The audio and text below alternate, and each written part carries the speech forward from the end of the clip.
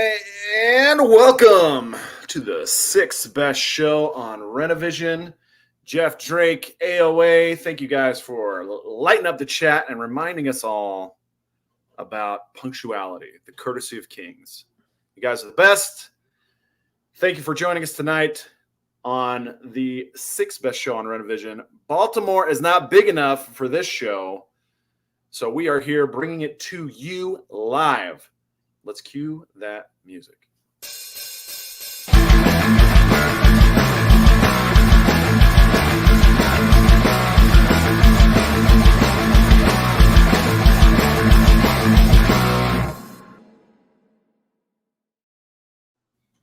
All right. Thanks so much for joining us today. Matt, I hope you have been having a great week. It's been all right. Not too shabby. Excellent. I have been having a great week as well. I did have a little bit of drama at the old dodgeball league. Last week on Wednesday, we have our games on Wednesday nights. My oldest son, is now playing high school football on Wednesday nights. So I usually have to now show up late to dodgeball so I can make his games. And unfortunately, one of our guys was at the dodgeball a little early and milling around in the gym while the janitorial staff was there. And this particular janitor didn't know about the deal that we have with the guy who gets us into the gym, which is we don't have to pay. We don't have to provide insurance. We just sneak in and we do it. And it's just kind of all hush hush. Well, this janitor lit up my guy and just lit him up, like just hitting them with the ones and the twos, and just he's like, "Who are you? What are you doing here? Oh, why am I not going to call the cops on you?" And he's like, "Oh, Carl let us in," and he's like, "F Carl, F Carl, F dodgeball. I'm telling the administration." So, ironically, this guy got us kicked out of the last school we were playing in, and so he's got a bit of a reputation. So it's like, it's ironic. Like, it's not his fault. He's just a kid. He doesn't know how to handle situations like that. But the last time we said, don't talk to anybody. Just don't talk to him. And he did anyway. So then now it's the second time. It's like, dude, why do you keep doing this? And the administration reached out to my brother-in-law, and then he put us in contact, and they said, look, you guys can play, but we need an insurance policy that covers up to $1 million in liability. Oof. And that the school is supplemental insured or additional insured on the policy, which means I'm going to have to pay money to get this policy in place. And it kind of pissed me off that this kid now again is costing me money because he can't freaking keep his mouth shut. So we can't stay till 10 o'clock like we were. We have to leave at 9:30. So everyone was kind of pissed that we had to leave 30 minutes earlier. I let them know, hey, man, you can thank the kid for getting in a fight with the janitor. And he got pissed. He got pissed that I said that to everybody. I said, yeah, you shouldn't have said anything to him. This is why we have to deal with this. But he got all pissed. He got mad. And I apologized afterwards, not in public. I was really pissed myself because this is a lot of money. And he's now jeopardized our ability to carry on the league twice. So I guess the question is, am I the asshole for dressing him down publicly? I don't think so. I think sometimes you gotta kind of make that point to make them learn. You already told them once, listen, don't say anything to anybody. Don't talk. And he still proceeded to do it. So now you're kicked out again. I mean, what's your other option? Now you're gonna have to start charging dues for people to come play to cover the insurance. Yeah, if I don't pay for it out of my own pocket, which I'll have to anyway, then we charge people ahead of time to fill our coffers, and we say goodbye because Most of the people only show up here because it's free. And if they have to pay, they're not going to come because they can go to Cactus, which is a bigger dodgeball league with a lot more people, for $7, $8, and have tons of people to compete with. Now, I think that's bad. I think having too many people on the court, they have like 200 people at Cactus. That's way too many. Yeah. Whereas we have 20. So everybody who comes gets to play. And it's really exclusive. And we really ought to be charging a premium for it. But I don't want to do that. I want to have a place where we can get out our stress and have a good time without it having to cost people money. And they come from a long way. So this kid is just like, you suck. You're making this miserable for me. And I was like, okay, then go. Just leave. Like, I'm not going to leave. This is my league. If you don't like the way I run it, there's the door, buddy. But he thinks, since he's the best player, he ought to get whatever he wants. And he is a good player, but no, this is my league. And I'm not going to give it up. I'm not going to give it up for this kid. And he's like, well, I'm just going to quit. Okay. Adios. What do you want me to say? No, please stay. Please don't leave. I'll do whatever you want. Yeah. And like, I didn't need to dress him down publicly. I get that was probably too far, but I apologized publicly. Like you make a public scene, you should apologize publicly. That's what I think. But then he kept going. He kept going after all of that. And yeah, Steve, 200 people is a lot. It's way too many. They need to trim it down, send some more people our way. Anyway, Tyson says if you talk BS, it's waterboarding time. Yeah, absolutely. TK says no, you're not in the wrong. Yeah, I don't think you are either. Like, you've told him once nicely, listen, don't talk, just don't say anything. And then he proceeded to do so, and now you've either got to, it's costing you money now. It went from a free thing to costing you specifically money unless you're going to charge dues. And now you've got to either find a new place to play or come up with this insurance policy. So yeah, like, sorry about your hurt feelings, dude, but like you need to understand how serious this is. Like, we told you once and you still did it. So obviously you're not getting the point. Yeah. Yeah, it's unfortunate. He's like, I'm going to leave in December because we're having our big tournament in December, and he wants to get some rematch against the Italians. And I'm like, leave now. Why wait? Yeah. No, we don't want you here. Don't leave when it's convenient for you. You're going to leave now. Bye-bye. Joe's, what's the Roadhouse philosophy? The Dalton Roadhouse philosophy, yeah. But yeah, it's like, I'm not mad if he wants to leave. I get it. I embarrassed him because rip out his throat. AOS says high noon in the middle of the court for the deed of dodgeball. No, I'm not giving it up. I'm not putting it on the line. He would run it into the ground because he's too stupid. I shouldn't say stupid, but he's immature. He's 19 years old. He doesn't understand. The only person he thinks about is himself. He's just a kid. He doesn't get it. And I tried explaining to him, and all he could think about was his hurt feelings. And I'm like, dude, this jeopardizes our operation when you fly off the handle and run your mouth. So, well, yeah, because now it's specifically costing. I mean, unless you and Brian are going to split the cost since you run the league together, but it's essentially costing you money for his mistake. Yeah, no, Brian. The only thing that keeps Brian coming back is that he doesn't put up any money. That's the only thing keeping him coming back. So it's like, this is basically, if I don't want to run the show, it just shuts down.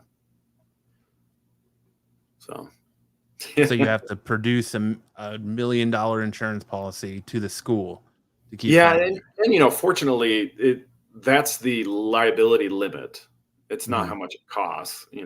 Right. The cost of the policy probably isn't going to be very much. It'd probably be less than $500, but that's $500 that You could be isn't spending on going. something else, you know?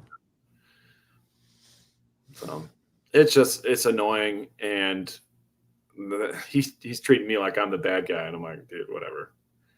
There's hit the road, Jack. Don't let the door hit you on the way out. Yeah. Everyone's like, "Oh, what are we gonna do? What are we gonna do?" If he I mean, stops, you did it to his face. Like you said it to his face instead of everyone else who's probably like motherfucking him behind his back. You at least said it straight to his face. Like, you dumb son of a bitch. What are you doing? he is a I dumb, told you once. so stupid. Yeah, uh, just to kind of ease the tension, I went ahead and apologized, but I don't think I should. I don't think I should have, honestly. Now that I'm over here, yeah. No, but at the end of the day, you're still thinking about his feelings, and that's a good thing too, I guess. Well, I hate to see him go. We've been through a lot together, but He always says, "Yeah, well, I'm going to build my own dodgeball with blackjack and hookers. Forget the in fact, forget dodgeball." that. It's just a casino. Yeah. Yeah. Tyson says his parents need to be waterboarded as well for raising a selfish little prick. It's ironic that you bring that up. His dad and mom were never married.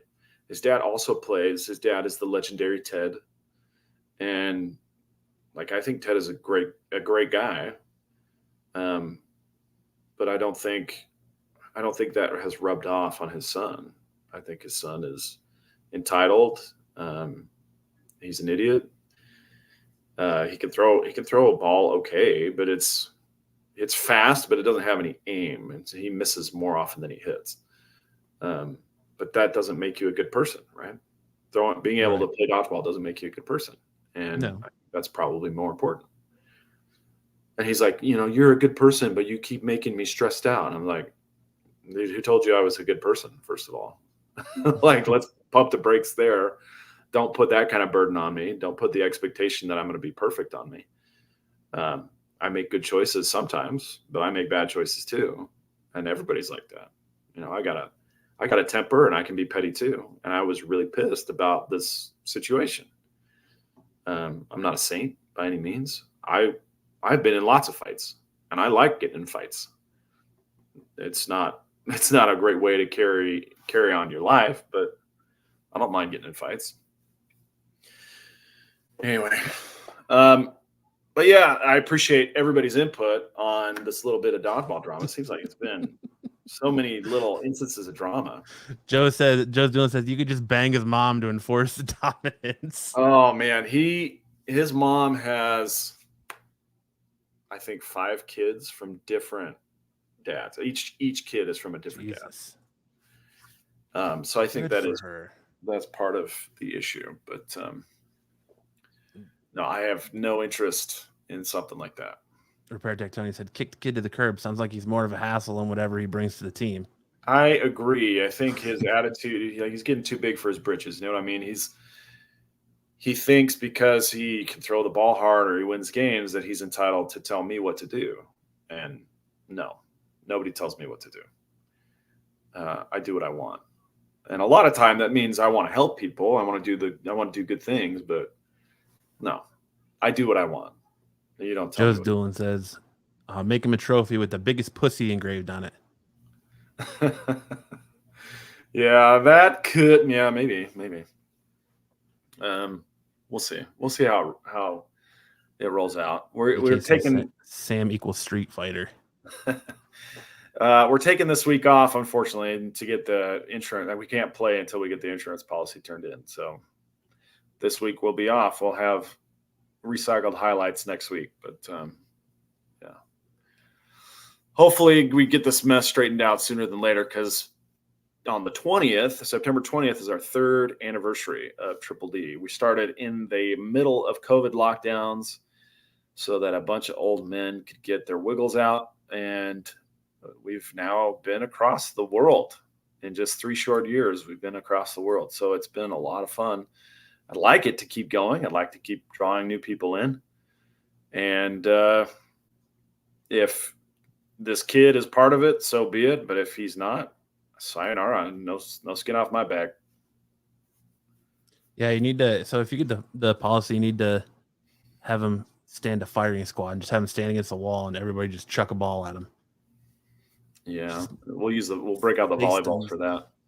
Ooh, I like the red rubber, the actual like elementary school red rubber dodgeballs. Yeah, with that poing sound. Yep. The best sound ever. And then he just has just the engraving of the ball on his face afterwards. Fantastic. Jeff Drake says, except Mrs. Sam, she still tells you what to do. She would tell you otherwise. She would tell you that she doesn't tell me what to do. And I try to be a good husband. I try to be very accommodating and very obedient, but she's right. I am a little bit rebellious. BK says Sam paid for law school doing pit fighting for money. Well, I don't know. Does getting good grades count as pit fighting? I did all of my secondary education on scholarship. I don't know. I hear you have a pretty impressive groin kick. So I do at that. Although, you know what's interesting is in our chat we shared a guy jumping off like a diving platform onto several 2x4s with racking himself with the 2x4s. And he was going for the Guinness Book of World Records of how many boards broken by a groin shot. And the ironic thing is that was the same guy that I kicked in the nuts on Ninja Warrior. I was like, dude, he's still at it. He's still doing it. His balls haven't dropped off yet. BK says scholarship equals pit fighting. Yeah, let's say it's the same thing. Anyway, that's Buffy guy says like it'd be the first time the kid had balls in his face. Oh no, he's just a regular guy. He's just a regular guy. Like he's not a great kid. He's not a bad kid. He's just a regular kid. Tyson says Sam's all about cockfighting. I don't know what you mean by that, Tyson. Maybe explain a little more. Is there a euphemism in there that you're going for, or are you just saying I like cockfighting, like roosters? If there's a euphemism, it's lost on me. You might have to explain a little bit more. I think it has something more to do with like the pleasure you receive from your foot caressing some other man's testicles. Okay, I shouldn't say pleasure. I should say enjoyment. So, the first time I was on Absolute Geek with you and Kyle many years ago, I did tell this story. I don't know if you recall. Yeah, I remember it. And the moral of the story is that when you kick someone in the balls, don't use soft-toed shoes because you feel his balls on your feet when you kick him. That's the thing they don't tell you at ball kicking school. Wear hard-toed shoes, otherwise your foot will become intimately familiar with his balls. And that is not a place anybody really wants to be. And who says you don't learn anything watching this show? You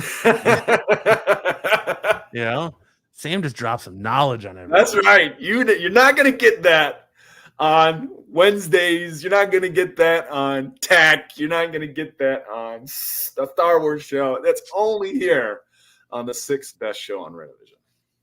Yeah. Learn to not wear soft toe shoes. Otherwise, the dude's nutsack is going to tickle your foot. Great point. Great point. Then you start questioning your sexuality. You're like, am I gay now? I did not. Not for 1 second. That's good. That's good. Not for 1 second.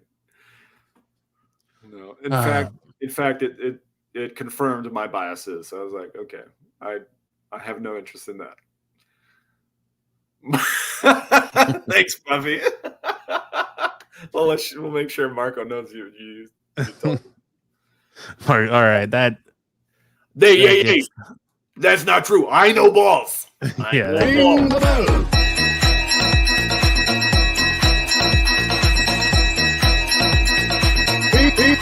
Ring the bell.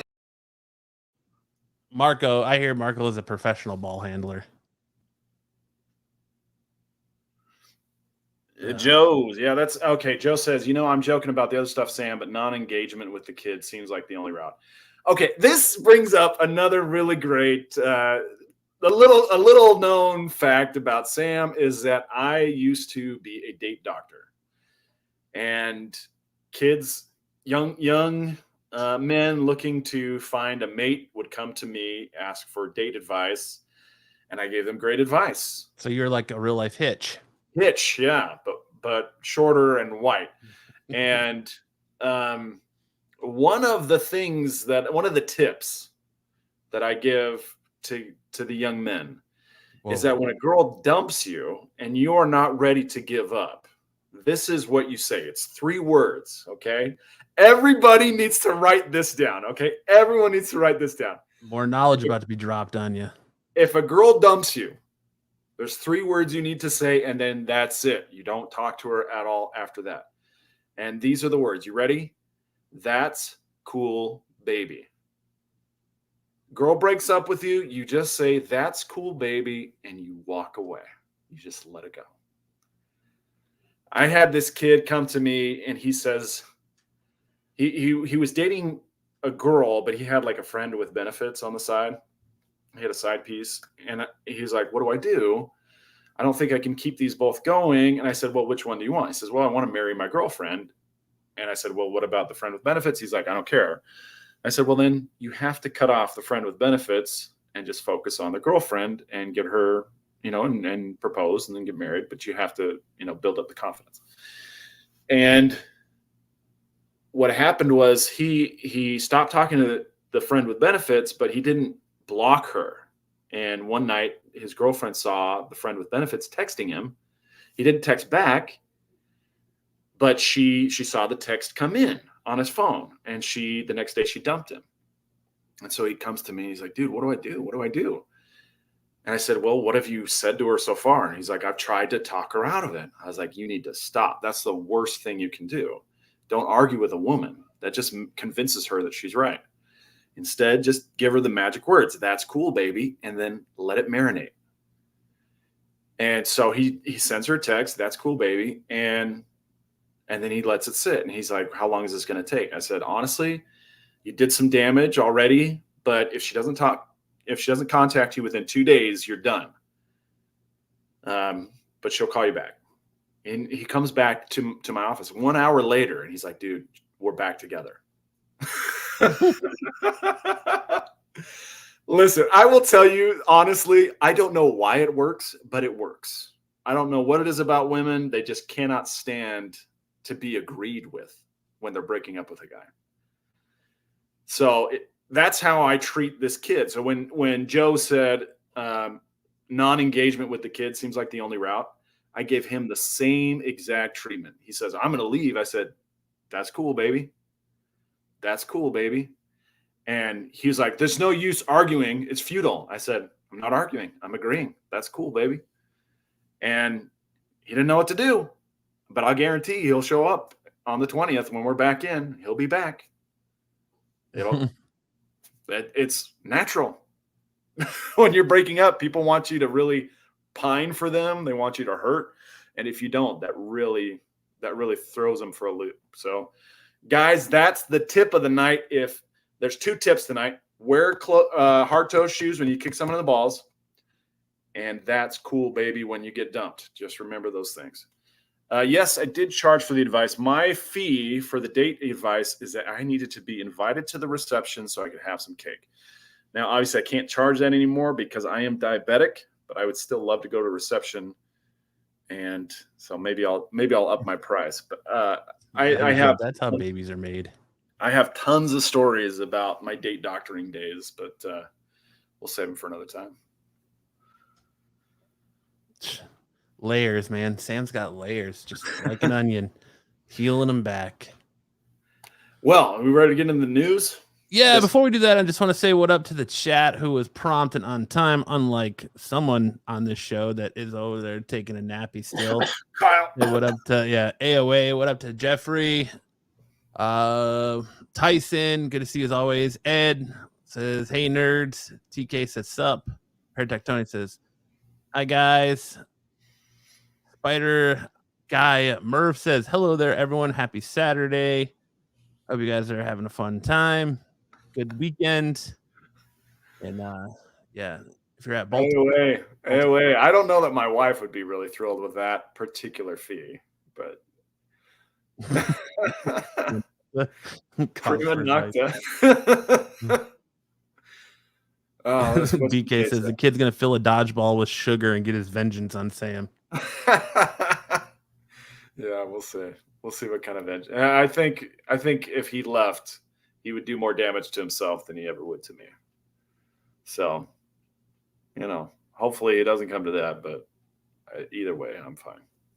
So you should take a coffee filter and fill it with flour and just keep it in like your shorts, and then take it out when you're gonna throw at him and throw it and just hit him in the face and just right into it. Yeah. Yeah. No, like, you can quit now. You can go now. Just turns into a pace instantly because he's all sweaty. All right, let's get into some news.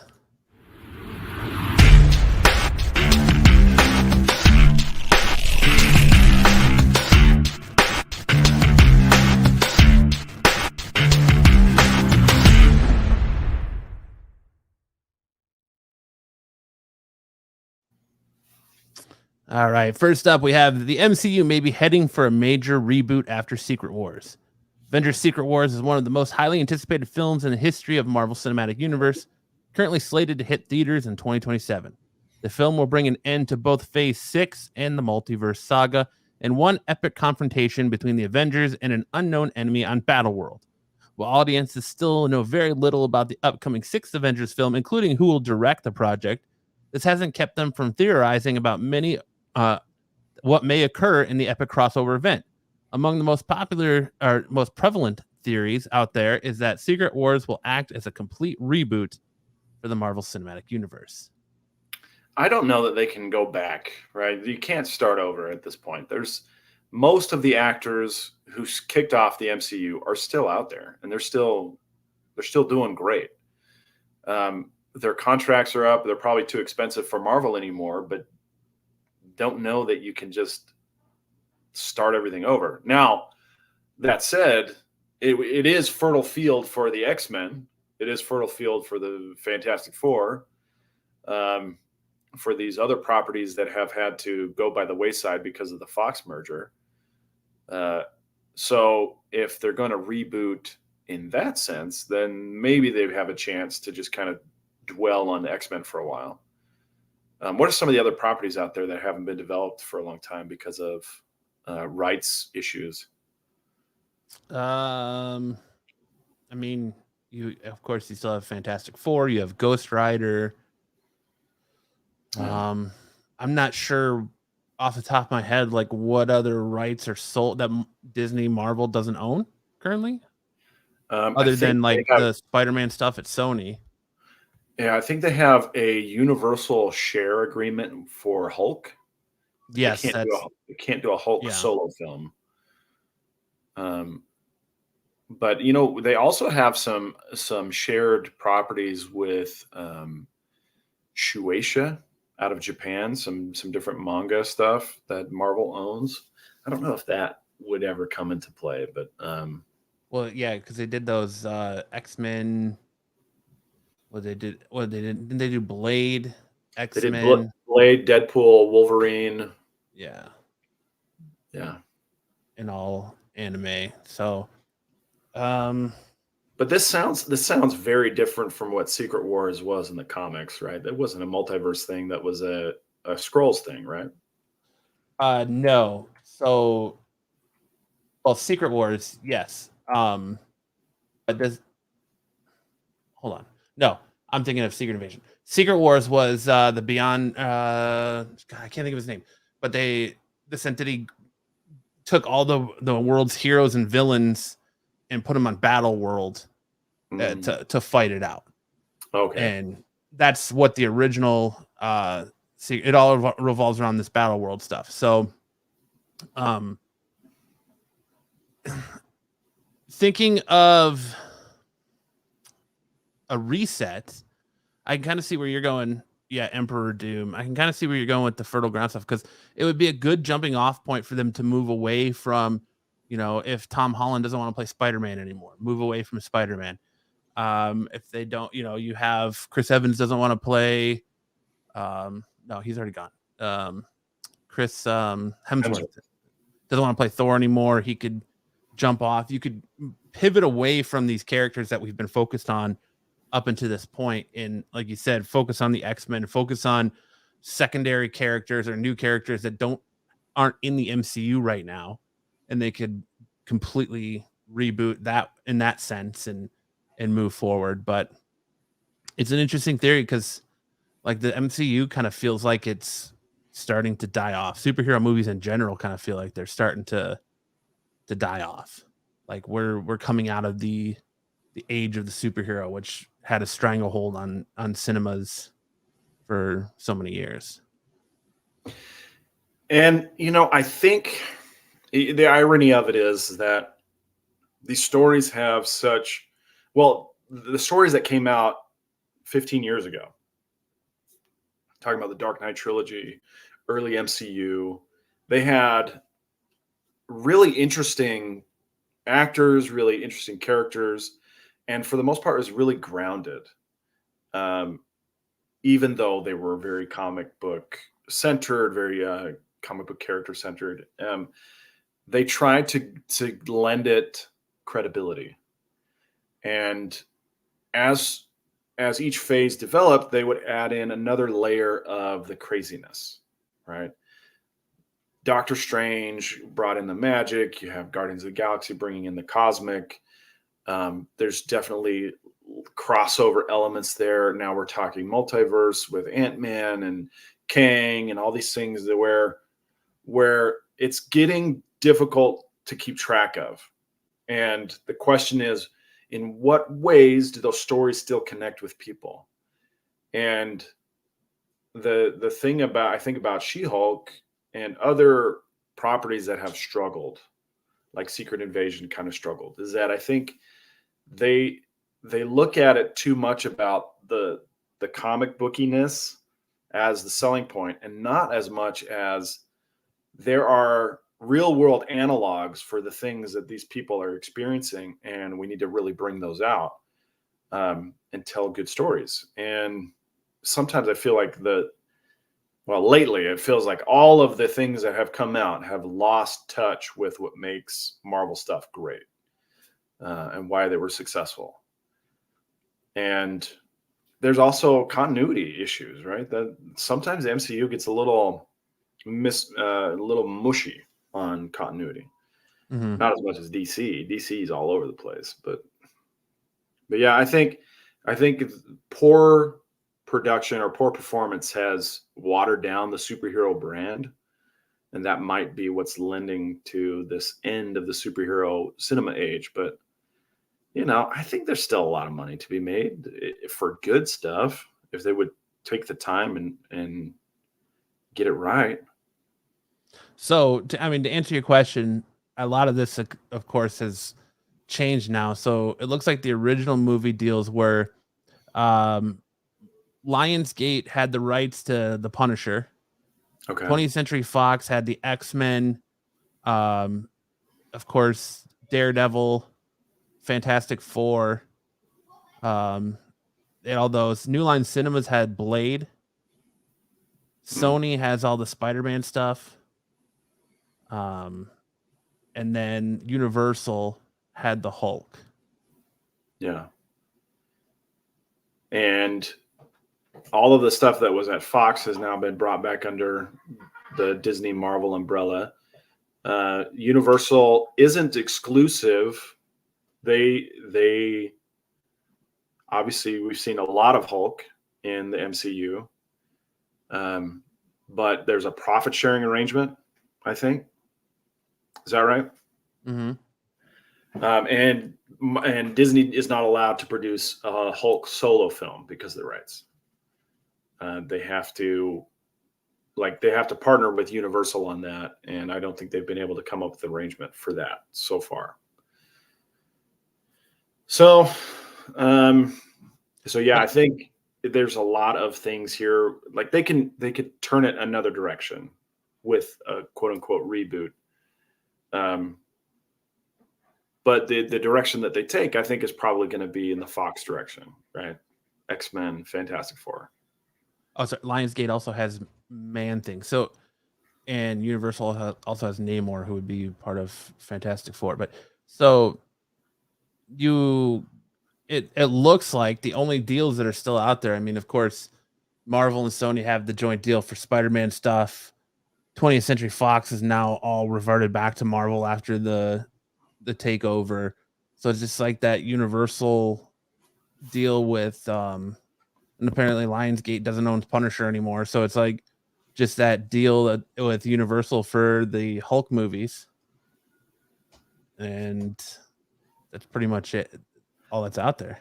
Is it true that Universal or Lionsgate doesn't own the rights to Punisher at all, or they just don't own the TV rights? Uh that I don't know. Because movie rights and TV rights are different. Well, I would assume that if Disney's talking about putting the Punisher in the MCU with Jon Bernthal, and then they're also developed the show for him on Netflix and now Disney Plus. I would assume that they own both now. Well, I mean, maybe that's true. Maybe they got it back, but not necessarily. They were able to work something out with Sony. Why wouldn't they also be able to work? Yeah, it could very well be a co-production. Deal. Yeah, like they have with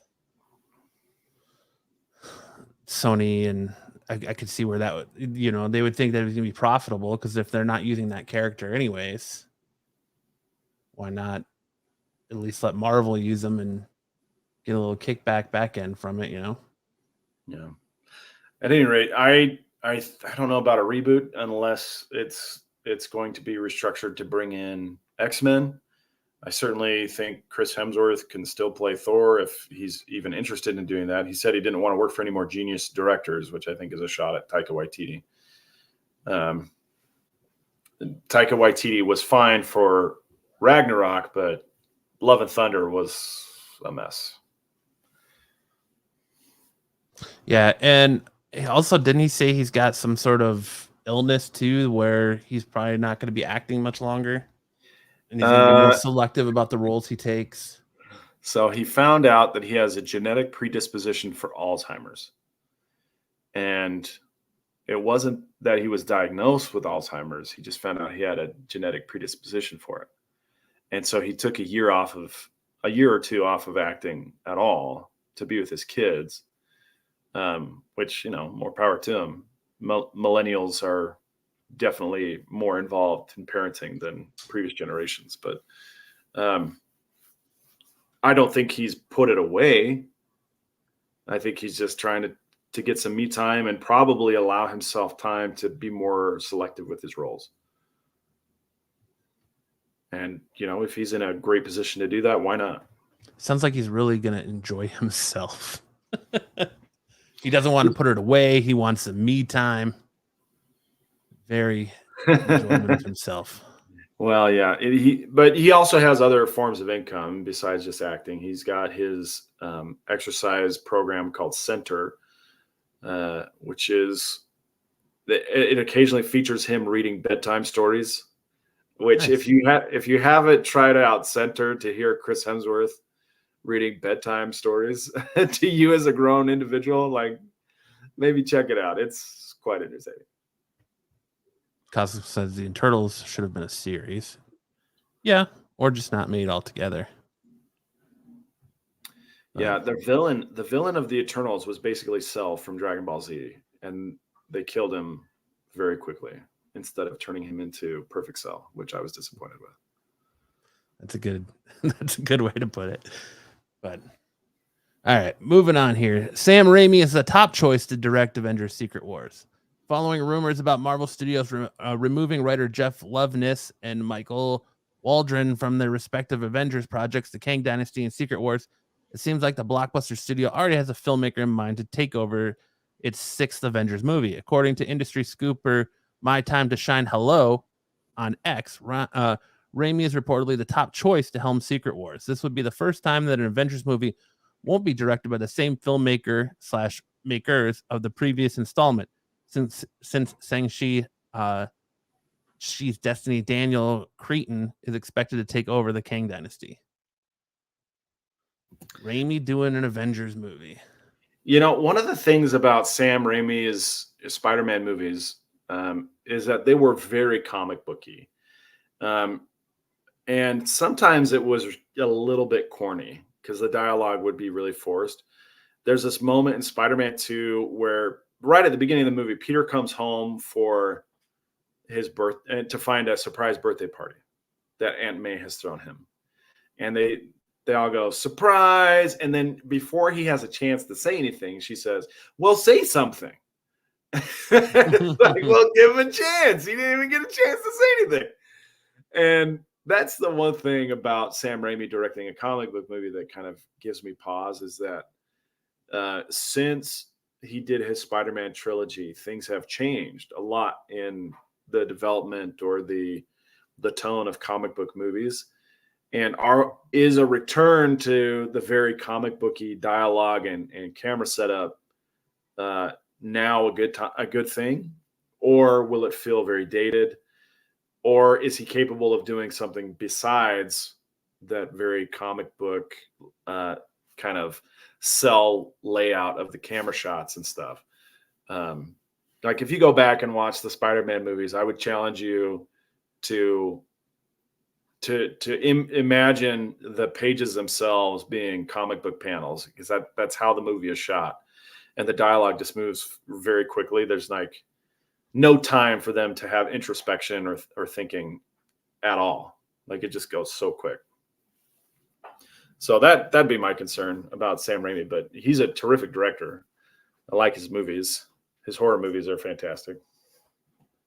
It's weird that with how poorly it seems Doctor Strange in the Multiverse of Madness was received, that they would tap Sam Raimi for something on this level.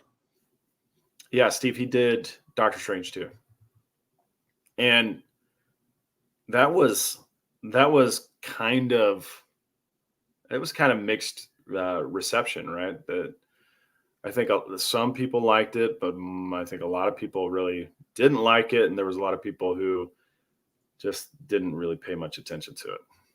Cosmic One says, "Let him do it." Let him, but yeah, fight. I agree with you on his campy. Like one of my favorite campy, terrible lines comes from the Amazing Spider, or not Amazing, from his third Spider-Man movie, where Peter's having an interaction with Topher Grace's Eddie Brock after he's been taken over by the black symbiote, and Peter basically tells him, "You want forgiveness? Get religion." I'm like, that's just the worst line I've ever heard. You want forgiveness? Get religion. Yeah, but I don't know. AOA like Strange. She said Strange 2 was kick ass. I wouldn't call it a multiverse movie. I don't know that I share your feelings on that, but it was okay. For me, it was okay. But I mean, that you got to remember that Doctor Strange 2 followed Everything Everywhere All at Once, which was a very wild, like it was wild as far as multiverses go. And Doctor Strange 2 felt very tame by comparison. So I think it also suffered a lot from having that kind of comparison. We had already seen a multiverse movie that just blew expectations out of the water. And then Strange 2 was just, it was not. Yeah, because you would think with a movie called Multiverse of Madness, it's going to be boisterous and over the top and crazy, and you're going to see things that you've never seen before. And it was more so him falling through multiple universes rather than actually spending time in those universes. And then you get movies like you said, Everything Everywhere All at Once, Across the Spider-Verse. You get all these other, multiverse movies that do it way better. And it's just it to me that every time I see that, it just diminishes that movie a little bit more for me. Yeah, so think about the things that they thought would be crazy to do in Multiverse of Madness. What if the street lights were reversed? What if pizza was a ball instead of flat? Wild stuff. Yeah. versus Everything Everywhere All at Once, where they're like, what if people had hot dogs for fingers? what if putting a butt plug shaped trophy up your butt could give you kung fu powers? Like, what? Like, they went so bonkers, and it was a tough act to follow. Some real forward thinking. Yeah, it's a tough act to follow. So Multiverse of Madness was multiverse of mediocrity, in my opinion. I agree. Up next, we have John Wick Chapter 4 director confirms Keanu Reeves wants to make Chapter 5. I'm going to butcher this name. If they're going to do it, you want to have Keanu involved, and mini Keanu. I hope there's a mini Keanu. I like mini Keanu. I'm going to butcher this name. Stashlik? Stahelski. There we go. Stahelski discusses Reeves' enthusiasm for the sequel on the Happy, Sad, Confused podcast. Yeah, Keanu and I have talked. He said, Keanu, if you ask him right now, would you do John Wick 5? He'd be, fuck yeah. But then he'd look and go, well, what is it? I have no fucking idea. And believe me, it's not like we're going to figure it out today. We have a lot of set pieces. We have a lot of ideas. We have a lot of things that we didn't go or didn't do before. I have no doubt that we'd come up with a lot of great pieces. It's just, what's the main thread? We're about myths. It's like a fable. What's the message of the fable? What's the moral of the story? Give me more John Wick, man. John Wick. Okay, so I was really concerned after John Wick 3 about John Wick 4 being, because I felt like the trajectory of the John Wick movies had kind of started to come down. And then John Wick 4 was so great. It was amazing.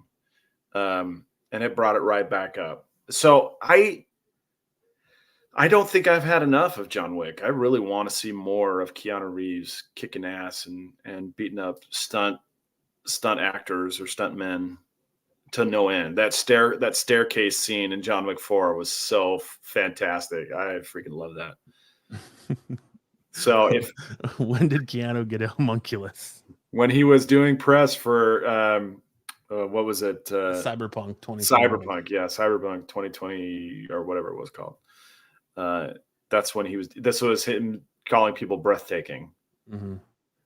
And somebody thought it would be funny to do a little mini Keanu on stage. And it turned into a meme for about a month and a half. But it was like, this is me asking my mom for a turn on the PlayStation or something. It was really funny. 8-year-old me asking for a turn on PlayStation. That was very funny.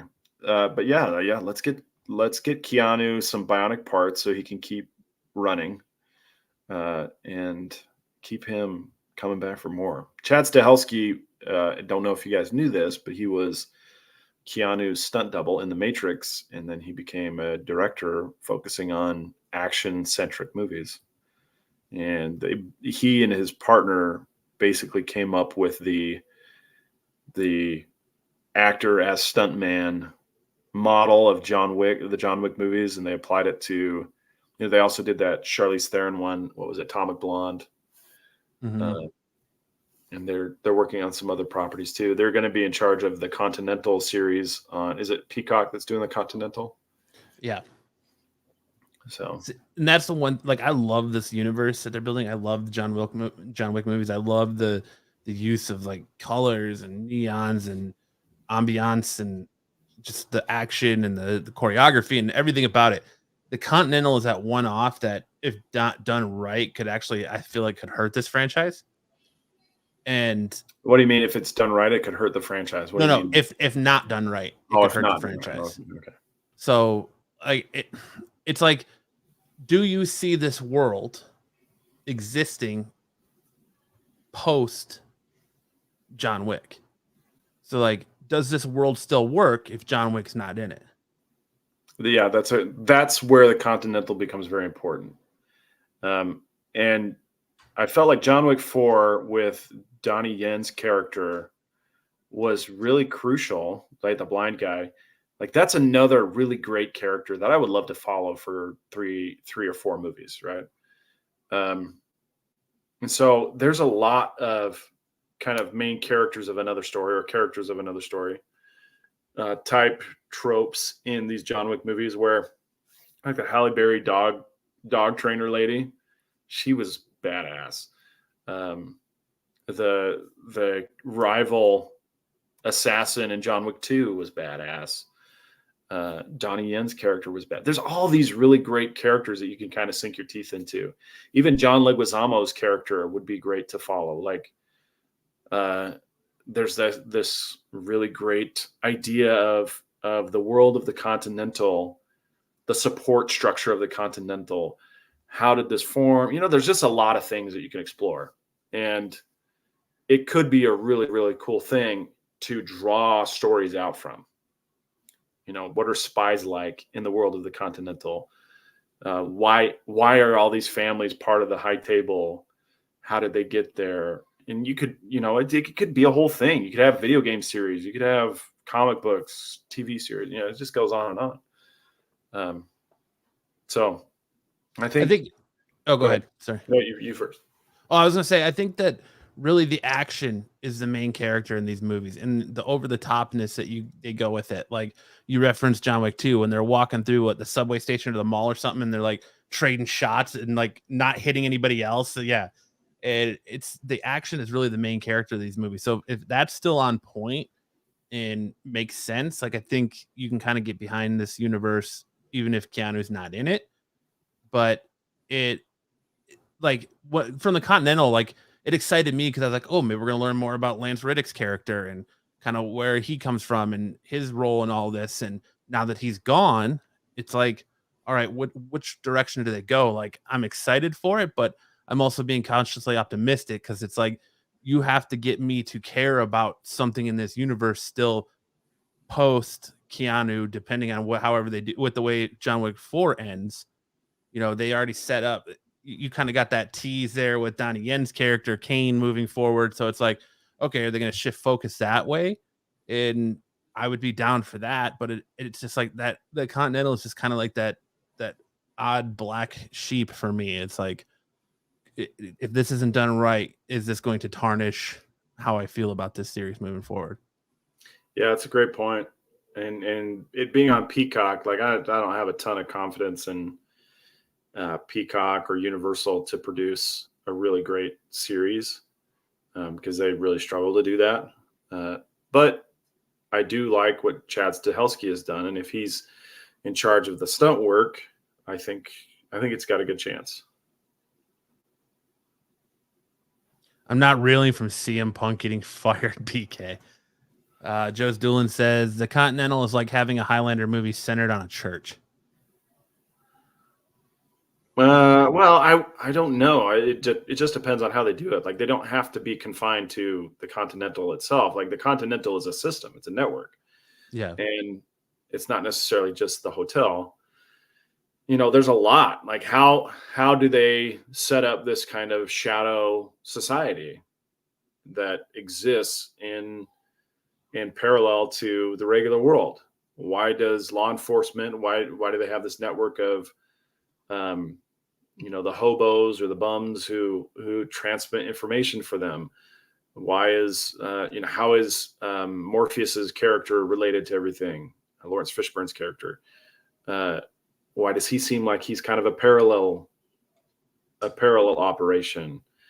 So there's all these other things that are really interesting to explore, and hopefully we get a chance to.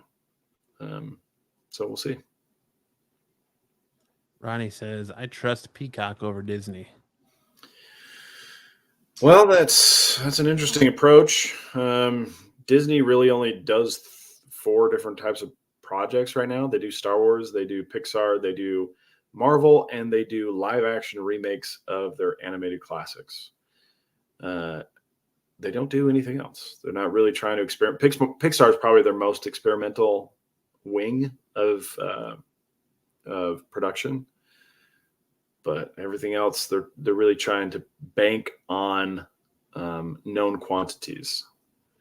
So I don't think Disney is really taking any risks.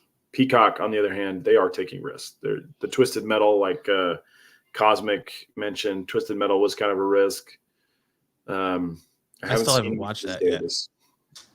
But yeah, they're moving in different directions, which is it's interesting, and they may find some hits there, and I hope Continental is one of them.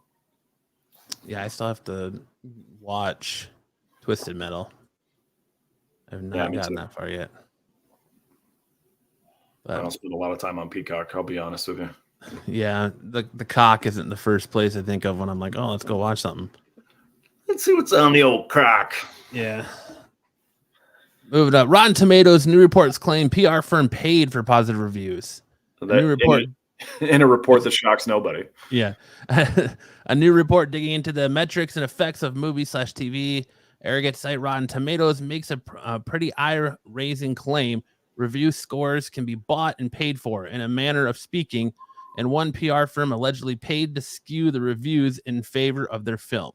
The PR company in question is Bunker 15, whose official website lists the company as a smart tech publicity engine that helps find the right journalists to promote your films, VOD or theatrical. Bunker 15 utilizes a high leverage methods of promoting on social media and through online communities. Our online platform puts films in front of the audiences that care the most about your subjects. In a report, there's an entire breakdown of the system that the PR firm can use to skew reviews scores on sites like Rotten Tomatoes. One of the little known routes to doing this is apparently PR firms recruiting lesser known or lower tier film critics who can be pressed to give more favorable reviews than normal, or even divert any negative takeaways from the platforms like Rotten Tomatoes and onto personal blogs and such. Yeah, the fact that we see so many films with a great divide between the critic reviews and the public reviews was the first evidence to me that a lot of those critics were being bought and paid for, either to promote a film or to review bomb a film. I think that there's a lot of journalists being paid to tank films too. Counter reviews or counter critical reviews are also being bought and paid for. So I could see this going a lot of different ways. I don't think the journalists behind these critic reviews are unbiased. I don't think they have. I think a lot of them have a financial interest in it, other than just getting paid to write the reviews. I bet they're getting paid on the side as well from the studios to either promote or criticize the films that are coming out. Yeah, and it makes you wonder, just because this is the first one that comes out, like how much of this is happening at a higher level too. Like, if they're buying off lesser knowns, how many better known critics are taking buy-offs and review bombs and just all this crazy nonsense? And it still kind of flabbergasts me of like, why do you even listen to reviewers? Like, form your own opinion. Who cares? Go watch the movie yourself, or or take it from people you trust, not just some random person on the internet who's like, "Oh, I'm a professional movie reviewer and I've seen this." And like, Sam calls himself the movie mechanic. Sam could sit here and take any movie and dissect it 2 ways from Sunday and make you think twice about, whether you really like that movie or not. So it's just, I guess it's all someone's point of view. So I just say, who cares? If they're buying them or not, you got to still form your own opinion.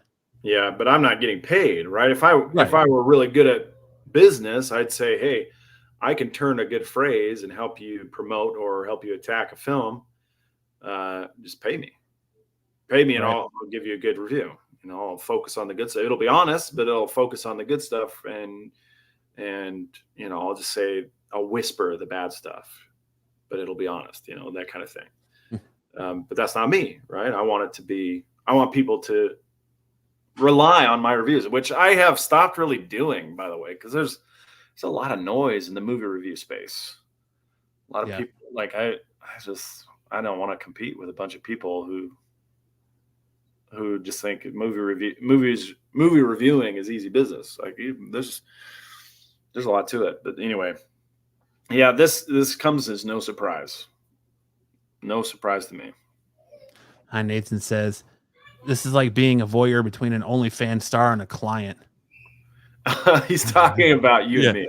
Yeah, I know. He's like, is this a date or just the two of you making eye contact via webcam?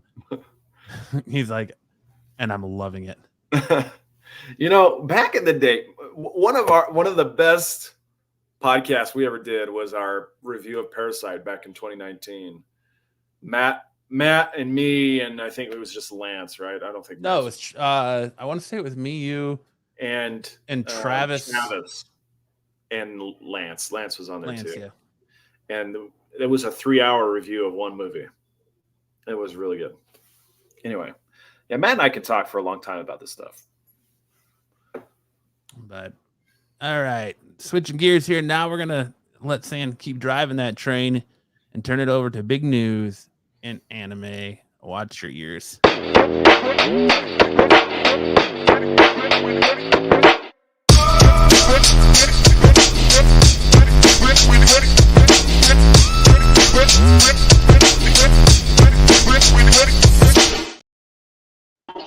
Oh, well, we're apparently already here. Oh, whoa! Look who it is. It's the rest of the SNS crew, plus Marco, Pete, and who's the other guy? I don't know the other guy. We have no internet, and I can't hear a thing you guys are saying because it's loud in here. Well, thanks for crashing the show. But we thought we would drop in just for a minute to say hello. Welcome to our dinner. I have some spec. I think there's a Do You Boo exclusive here. So Jim's still following me. He's right over there. He shows up 30 minutes of everything I do. He's a stalker. Tell Marco the chat wants me to drop a couple more buttons on that shirt. Kingdom is still alive. See you Monday. Check out Kingdom of Nerds. Anyone wants to? Sorry to just jump in again. We can't hear, but we figured it would be funny, and you guys can make fun of us after we log off. Oh, we intend We to. will. Marco says not to explain. Oh wait, there it is. Thumb up. Have a good show, guys. So many bald spots.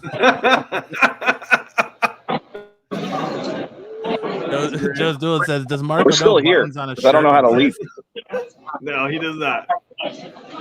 And now we're looking at Pete trying to figure out modern Pete's showing technology. his old age. He's like, I don't know how to leave this. He said, "How does this darn thing work?" I'll remove it. He's just like, I don't know how to leave this. What's put going it back. on? What's going on here? What am I looking at here? Everyone could just enjoy Pete awkwardly stare. Pete looks like that guy you find on Omegle who just as soon as you pop in, he's just is just beating off. He's got like Coke bottle glasses. How does this thing work? It's not working for me. The Buffy guy says, "What are the odds Marco is eating meatballs?" Meatball. Hey, a meatball. Marco the meatball eating the meatball. It's like cannibals. Well, thanks for Pete and the crew for crashing the party. Hope you guys are Crashing having the a party. great Rennavision dinner. Out in Baltimore. Yeah, it was good See, seeing there's Steve Not enough Horn room and for Pete Matt and Kyle and me. Marco and All them Yeah. East Coasters. travel. Travel is a little tricky right now. Not tricky, I should say expensive. They're at Morton's. Steaks all around. Yeah. Steaks and chest hair all around. I think they'll have a good time. Looks like All they'll right. have a good time. All right. Now I know that that is Flintstones money. Marco Flash is on the show. He doesn't have one decent shirt. He's using paper clips instead of buttons. That's what you're saying? Yeah. Well, what you don't know is on the back of it, it says property of the Motion Picture Society of America. So it's just movie prop money. It's prop shirt. Yeah. Well, a prop shirt and prop money that he throws at the camera. And Property of Harvey Weinstein. oh my God. All right. Time to take the victory lap. Live action One Piece series debuts at number 1 on Netflix's global rankings. They had 18.5 million views in the first 4 days. It came out August 31st through September 3rd. That translated to about 140 million hours watched. And according to the producers at Tomorrow Studios, that they heard from Netflix that we have exceeded expectations. And fans may not have to wait for One Piece Season 2 for a long time, as Netflix is more than happy with the response to Season 1. What does that mean? It means Season 2 scripts have been written. Tomorrow Studios already has them in hand. There may be some additional work to tune them up, but they think they can get the Season 2 out within 12 to 18 months. So that's what we're looking forward to on One Piece Season 2. And just to give you guys a heads up, Season 1 did not cover all of what we would call the East Blue Saga. It covered most of it. Covered about 80%. There's a last island that they visit before they enter the Grand Line. And once they enter the Grand Line, things really pick up. And the first major saga is called Baroque Works. You heard that probably mentioned a couple times if you watch the series. Baroque Works is the first major saga in them entering the Grand Line. From the minute they enter the Grand Line, they're in contact with Baroque Works. Like that Mr. Seven guy who got sliced in half the first episode. He's a member of Baroque Works. And they're kind of this criminal organization. And they have a big scheme that the Straw Hats get involved with. So anyway, this is a very good response. It looks like One Piece is doing very well in week 2. It did get beat out in the U.S. by the new Shane Gillis comedy special, but it's still number 2. And it's still number 1 and it was number 1 in 86 different countries at the same time. And then right now it's still number 1 in 50 countries. So still doing very well in its 10th day since it was released. And I think it'll still continue to have legs for a while yet. I've only seen it 3 times through, so I'll probably have a couple more viewings in me before I give it up for Season 2. All right, next story. Buffy guy says Kyle demands Season 2 has more Nami running. Yeah, you know what? There is a lot more Nami in Season 2, but then there's another character who we'll have to look forward to called Nico Robin, who's another kind of thirst trap for the audience that we'll be looking forward to. Have you started you already started your second viewing of this, right? I've seen it 3 times. I'm all the way through? Yeah, the next time I watch it will be in the Japanese dub. With the OG voice actors, huh? Yeah. But yeah, I think it's really done well. All right, this is a manga update. Shonen Jump is retiring what I thought was a very weak entry. We'll be talking about it more in the WTF Manga of the Week. Fabricant 100 ends at chapter 36 this week, or actually it ended last week, and we'll get 3 new series starting in Shonen Jump in the month of September.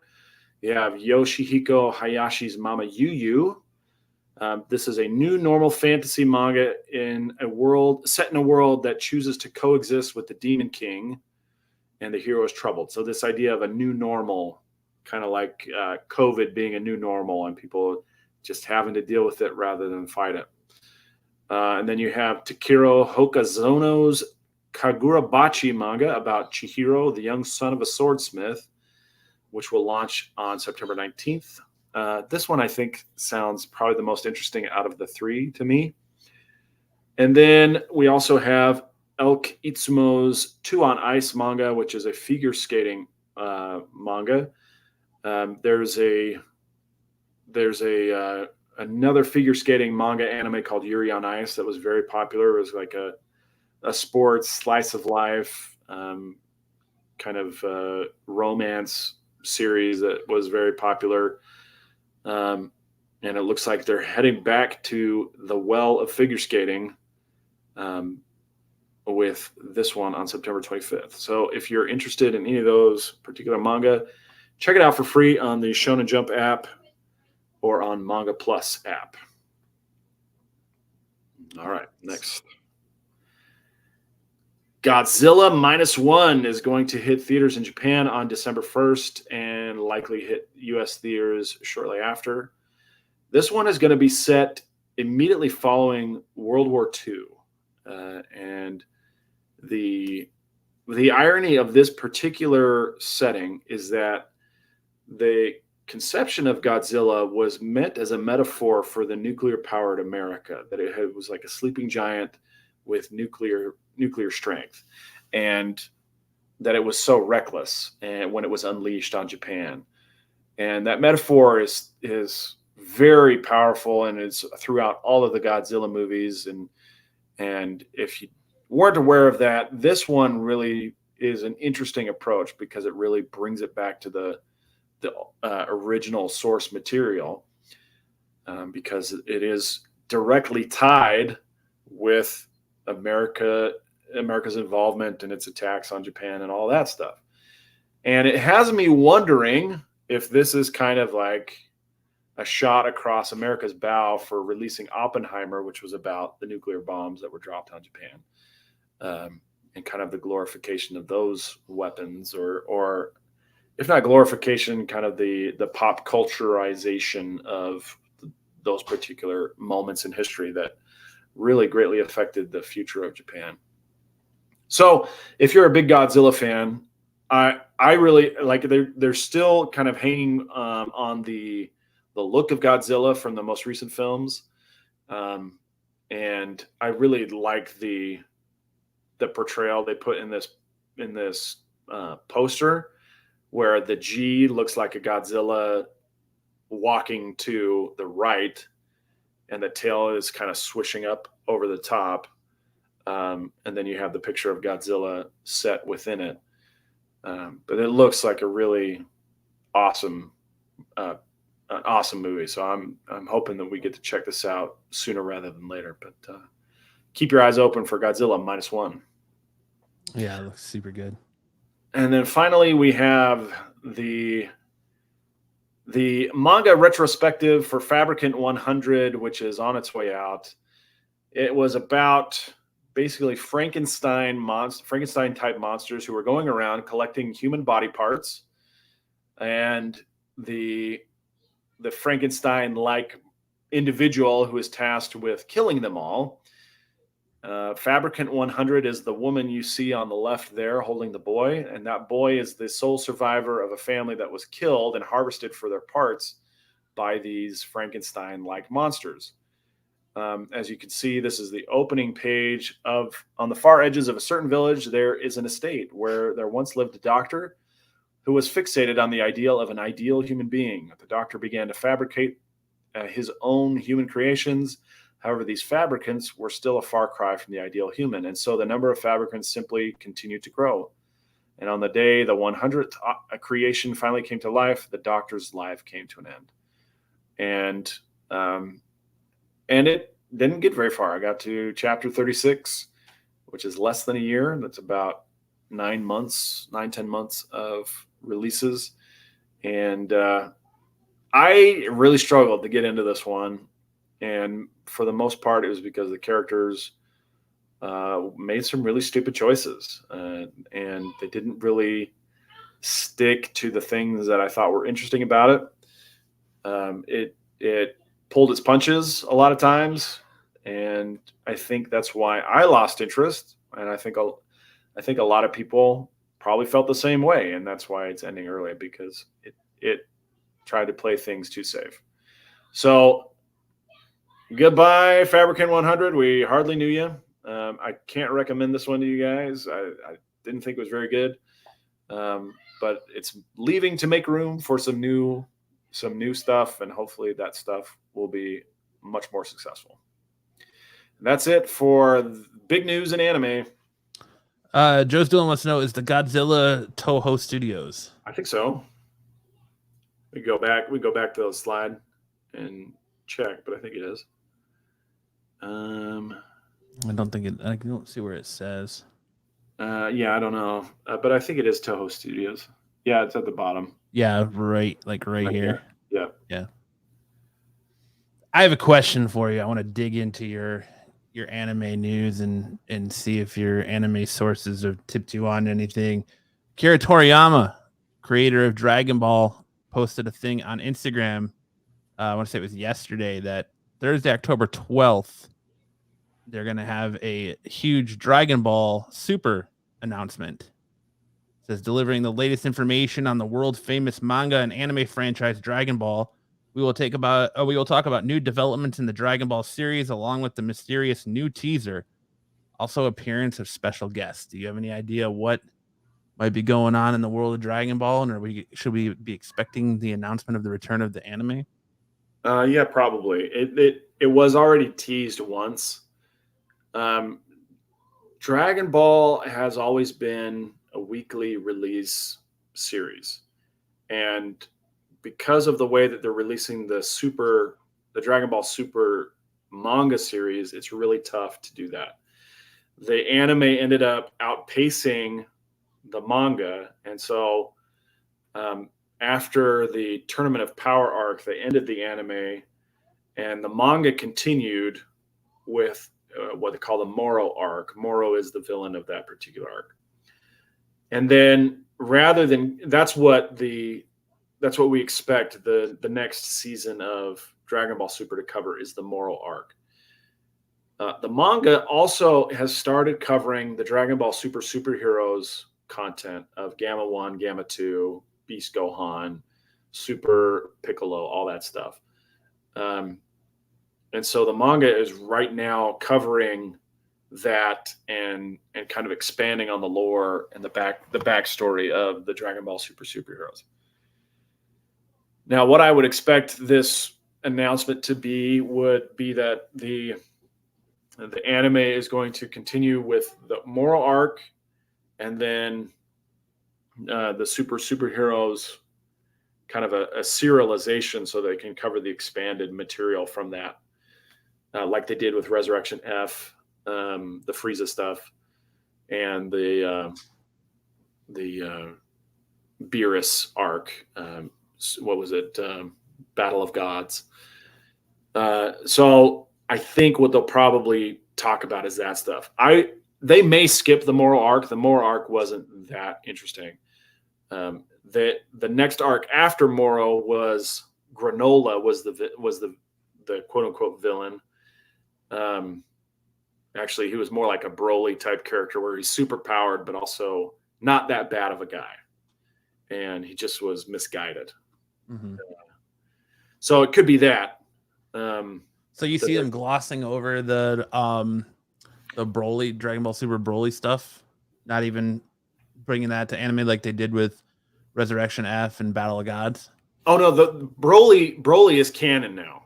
Like right, but do you think that the anime comes back, they start there and start telling, because if they do that gives them a good chunk then, because they can tell all the Broly stuff from that movie and then go into the Moro arc, which I think you need to tell, because there's a lot of like Goku perfecting Ultra Instinct in that, and then you go into the Granola, which gives you the Black Frieza stuff and all that, and then I don't know, and then I guess they'll probably still retell the Dragon Ball Heroes movie, but yeah, I don't see them redoing Broly. I thought the Broly movie was very good. I think they're just going to consider that part of the canon. It's not part of the manga.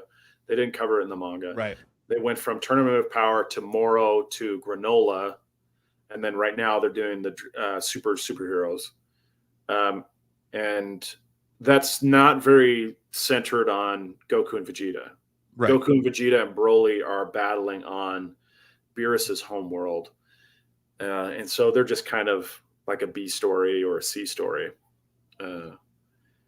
It's mostly focusing on Goten and Trunks and their high school careers, and how they are working with these androids, or fighting against the androids, and then how Piccolo and Gohan get involved in the whole thing too.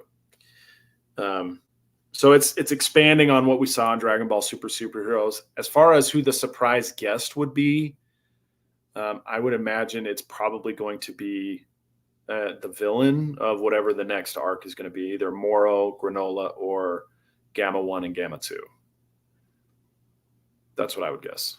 I would think they're gonna like talk a little bit about where it's gonna head after they finish the Dragon Ball Super superhero arc, and things like what if you're gonna get that, because a lot of speculation is that you're gonna get that time jump at the end of Z forward, because they said that they've said that they intend to keep Z, the ending of Z canon.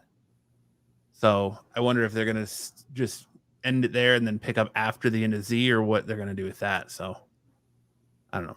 I just thought I would ask the man, the myth, the legend himself, if he had any.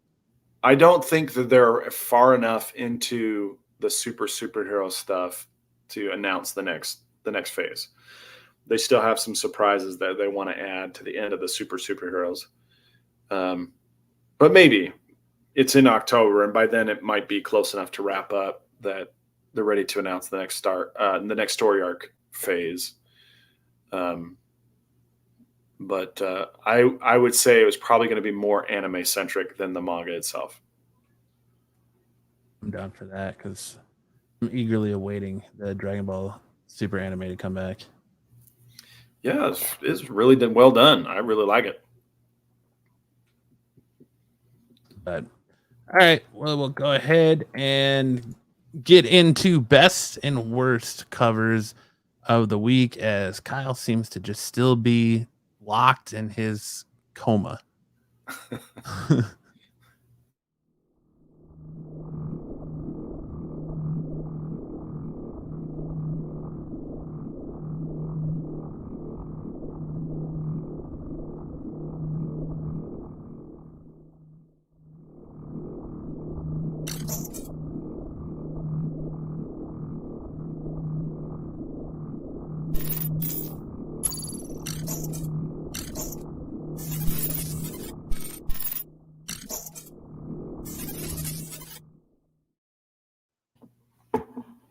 All right, best and worst covers of the week.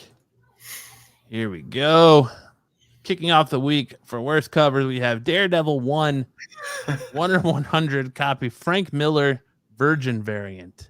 He's just using the same sketch and turning it from Wolverine to Silver Surfer, and now it's Daredevil.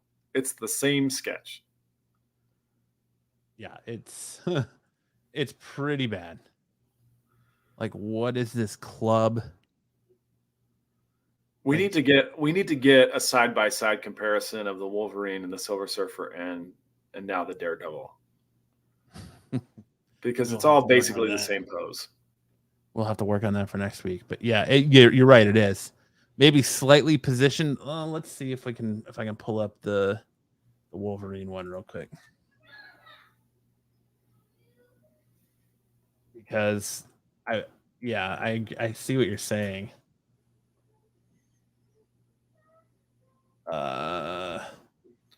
Why does Daredevil have a lightsaber? That's a great question. That's a great question. BK says Kyle's building a spirit bomb. Are you saying he's eating some Taco Bell? Is that what you're trying to say? Buffy guy says that intro sure isn't going to wake Kyle up. Yeah, you've got a point there. Touche. Got us there. Both Daredevil clubs put together. You Jinx. Can't keep bringing up the icon Frank Miller. You can when his art is this bad, He's man. just reusing his cells, man. He's reusing them. It's like when they did with the Gwen Stacy Clone Wars or whatever it was. Yeah. And it was just the same pose with slightly different outfit. Here we go. Let's see if this will share this. Oh, whoops.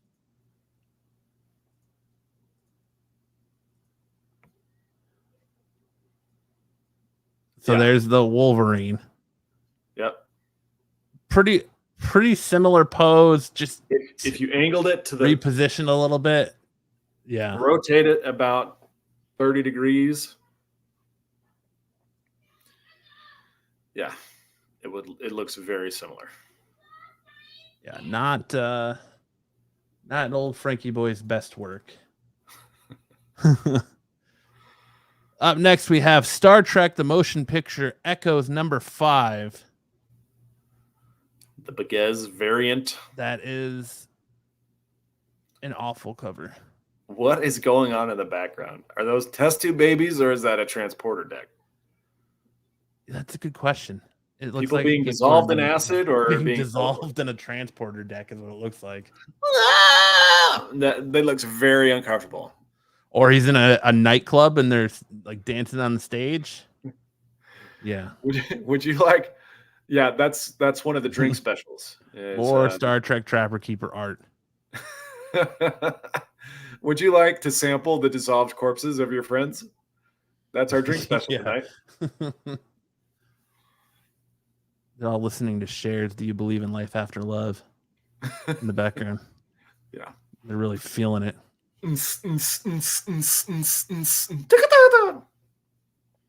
Buffy guy says it's the transporter accident from the first movie.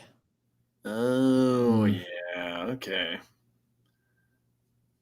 Yeah. Going back to the Frank Miller one, Joe's Doolin says, if that was an open order, I'd give him a pass, but for a 1 in 100, this is an abomination.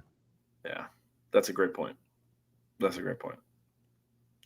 Up next, we have Negaduck 1, the Parker action figure cover. What is this cover? Why does Negaduck look like he just snorted coke? Yeah, what's that action figure made out of, man? That's like crazy. Negaduck was my favorite character from Darkwing Duck. Sarah says, worth painting to put in your proctology office. Yeah, I like Negaduck too, but I saw that cover and I was like, what is... He looks like he's methed out, like he's coming down. He totally is. Absolutely. Look, he's coming off that bender and he needs his fix. Come on, Parker. Scary. That's funny. And next we have Superman Lost 6, the Lee Weeks cardstock cover. What is this Superman?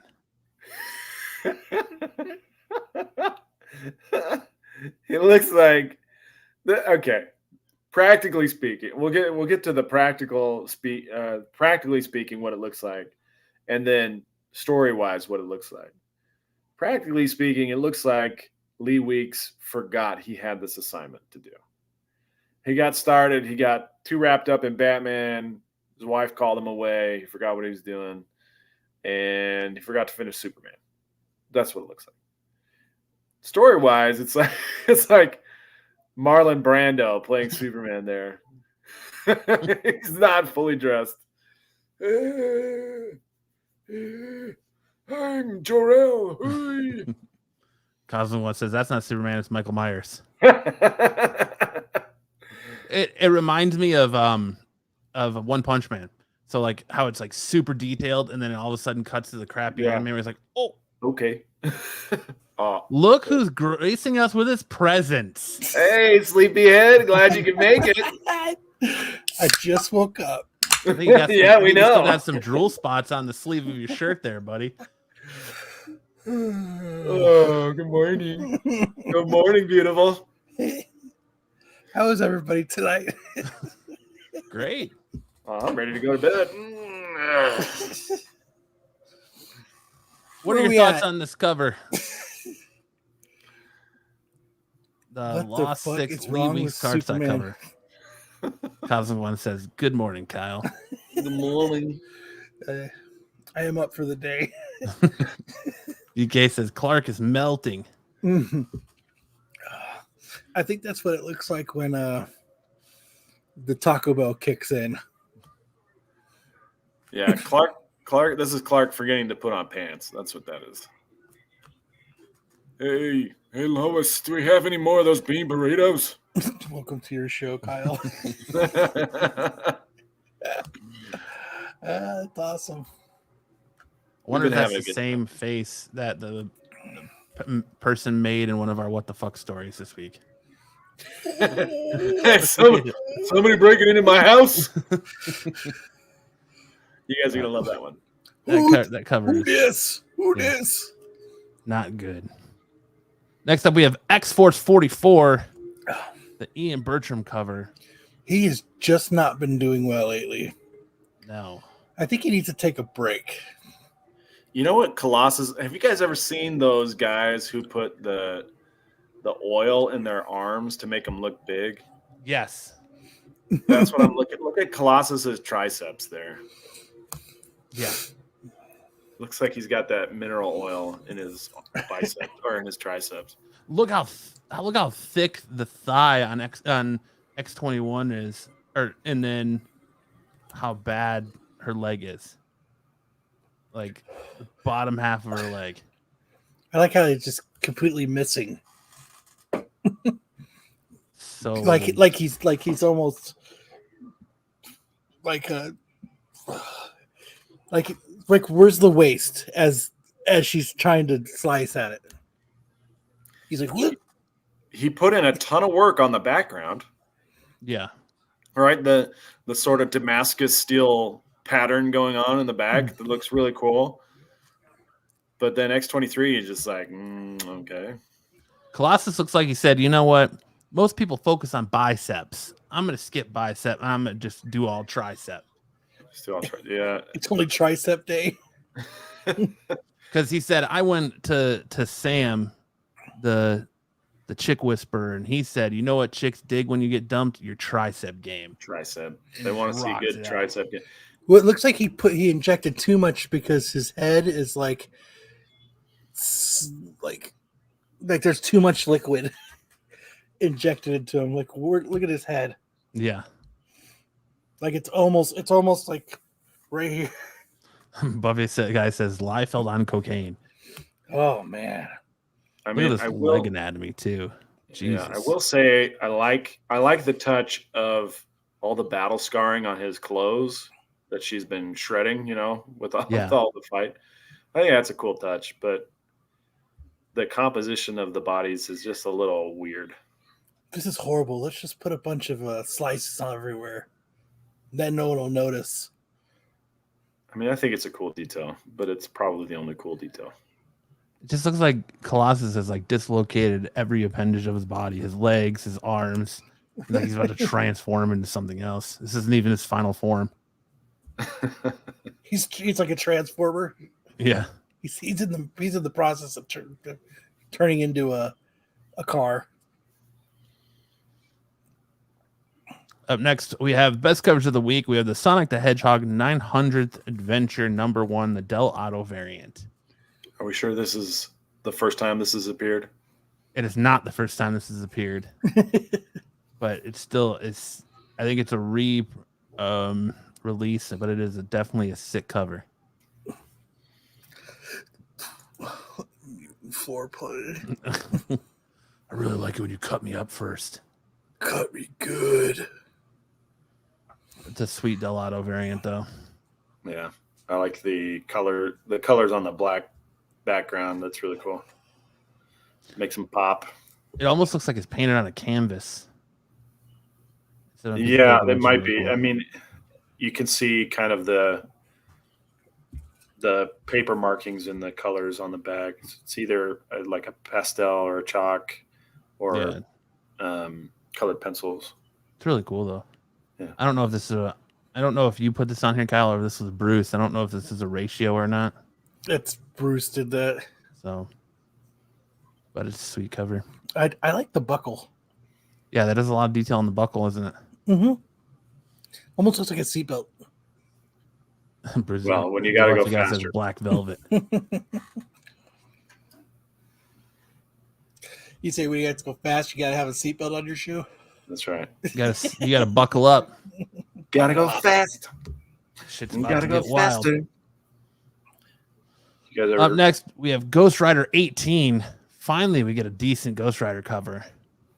It's been a while. Like when they started out, they were real bad, like cool, and then they like trickled down, and at least now it's coming back. You guys have a thing for girls with face tattoos, don't you? Actually, it's the lip piercing. The septum piercing is what does it for me. It's the daddy issues for me. Understandable. She just looks like she put herself through school doing a Fight Club. She didn't get to school, man. That's what you look like when this thing's pierced and it finally stinks and you can't clean it because you're working. That's what you look like. Maybe bartending school. She put herself through bartending school. Hey, The only way you can make this variant better is if you put Joe Biden behind there sniffing her. Sniffing both of them. Yep. it would be cool if he was like just in the corner doing Just it. peeking over the shoulder, just getting a big old sniff. Tyson says, some more foreplay. I like how you're spelling it like the number 4 play. Yeah. R. Kelly's last prodigy. Sarah says prodigy. Slightly different things. Yeah. Me no read very good. Up next, we have something epic number 5. Kredinsky homage to a great Campbell cover. No, not Campbell. Not Campbell. What am I thinking? Capullo. What am I thinking? A great Capullo cover for the Korn Follow the Leader album. You said Campbell. I did say Campbell. I was like, speechless. Right. I was speechless. I was like, that's not right. It's not Campbell. It's Capullo. Who's the duck? It's like a Howard the Duck knockoff. It's like Howard the Duck meets Iron Fist. I'm totally getting that cover though. Yeah, they also have a pretty awesome looking Hook homage cover to this Yeah. too, but the Follow the Leader is definitely the way to go. Yeah, it's epic. It definitely is something epic. Yeah, you like that, huh? Yeah, I softballed that in for you. you sure did. You roll out of bed and you're always already hitting us with top-notch comedy. See, that's how you know Kyle's a legend, because he just rolls out of bed on his A game. Up next, we have Negaduck number 1, the Middletown Virgin variant. Now we're talking. The Middletown. Middleton. I like Middletown better. I just like to add things to it, you know. Hey, you calls him as he sees him. Tyson says that last one needs a piss on me cover from R. Kelly. But That's the only cool. thing, my only complaint about this book is like, look at this hand. Like broken wrist. Let's do this one.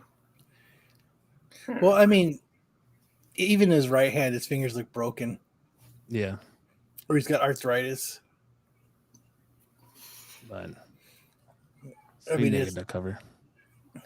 It's not too bad. Then we have the Batman and Robin 1 Stanley Art Germ Lou cardstock cover. You know, tomato, tobacco, same thing. Yeah.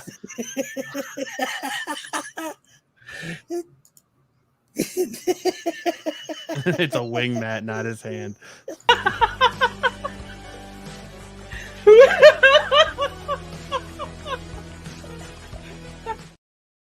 John the Conqueror says he's got the gout. You got the gap. It happens. He's got the gout. Very This is a sick cover, seductive though. Art Germ Yes. cover. I got that Catwoman foil cover. So do I. Very sweet cover. Actually got it right here. Yeah, I just got it. Yep. It doesn't pop as much as I thought it was going to. No, It's kind of dulled out. I feel like the foil, like you said, really dulls it out. Yeah. That was my only, what I got it, when we showed the picture of it last week or the week before, it looked, it still looks great, but, it just didn't. It's just not as vibrant as I would like it to be. Yeah. But Art Germ can do no wrong. Still killing it. I know. Loving it. She's even got the seductive lip lick going on. Yep. That's going to be another cover I have to get. Colin the Conqueror says a lot of the foils are dull. Yeah. Stupid foil dulls them out. It's actually Kang the Conqueror. I just call him Kong. Kong. Kling. Next up, we have the Sins of Salton Sea 4 film noir homage cover. I think that's fucking cool. It's got the shining homage Mhm. cover. Yeah, that is That's cool. it's an art. It's by came out by what Artesian. That's the publisher. But I'm gonna have to find that because that's fucking cool.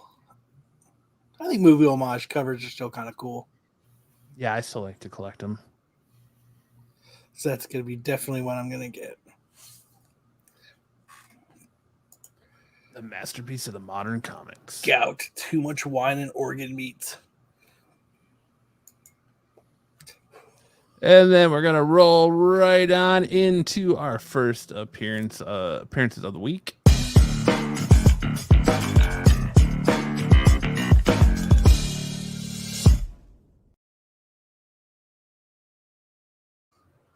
Lord BK says Ardrum wins again.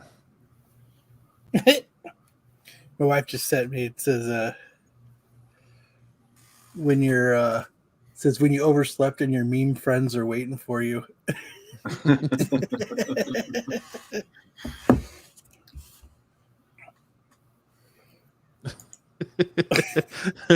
Cog gang doesn't matter. I'm just a divorced guy living with his mom. Hey,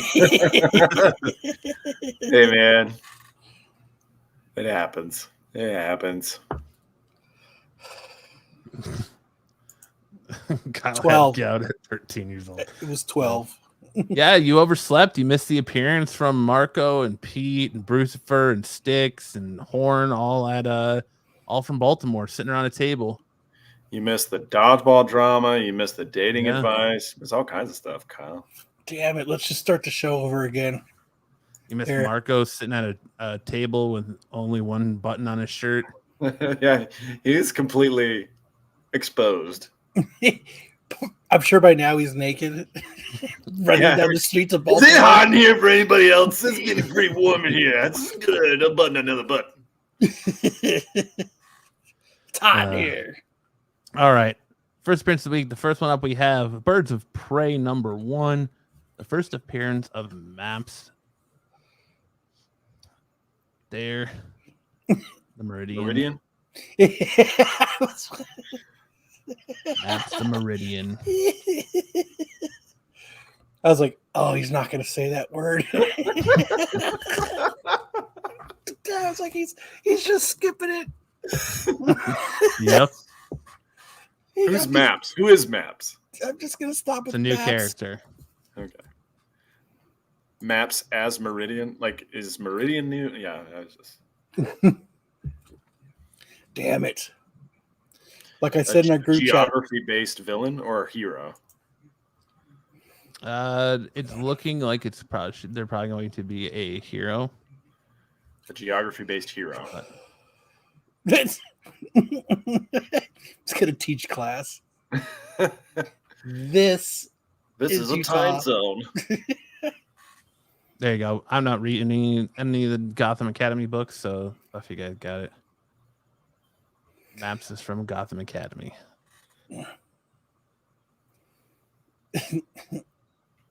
Next up, we have Blue Beetle #1, the first appearance of the Blood Scarab. Blue Beetle Boy. I thought you were Straight gonna out of the skip that Power word. Rangers. Now we're talking. I love the Power Saying, Rangers. Ted Cord, who do you think you are? Pass. You just get run through.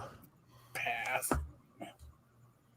Then we have Peacemaker, Try Such a Hard, terrible cover. the first appearance and death of Teen Deathstroke and Warmaker versions of Deathstroke. There's Teen Deathstroke right there. Looking sweet with his Jordans and his knee-high pants. His high waters. It's very easy. Lots of head trauma. I will. Next year when I go to Baltimore, I'll make sure to bring Marco an extra large shirt. Hey, let's get some more appetizers over here. You guys got any more of them cheese fries? I'm from Michigan. We like cheese curds. Give me some more of them curds. I don't Cheese know if curds are cheese- good. I don't know if cheese curds are big in Michigan or not. yeah. More Wisconsin. Where's the damn Fago? Yeah. We're in Baltimore. We're gonna get us some crab puffs. where's my pedal pushers at? My clam diggers. Next we got Poison Ivy 14, the first appearance of Peter Undine, This flowerhead guy. looking like he's kind of something out of Stranger Things, Yeah. A Demogorgon. about ready to bloom on you. More fixins. Yes, sir. And that's it. So now we're gonna roll into be on the SNS lookout. So does anybody want to take this since Brucifer's not here this week? Kyle, you haven't done anything today. Sure, I'll take it. We've got Batman Beyond issue 6, the first appearance of, I'm gonna pull a Matt here. The first appearance of, it was last sold for Saturday. Ink. It's ink, right? It's supposed to be ink. Last sold for $75 on 8/23. Damn. I sold Brian like 2 sets of these, 1 through 6, for like $300. Nice shot. Kick myself in the ass now. I appreciate the Eastbound and Down reference. Taters and tits. All the fixins.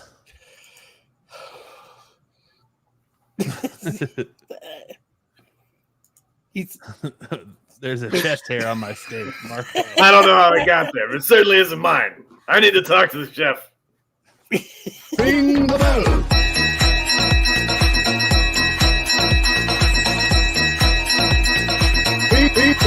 Ring the bell. that's how Marco gets out of paying the bill. What is this? Is this a hair? Is this a hair on my food? Don't worry, everybody. I've got the bill.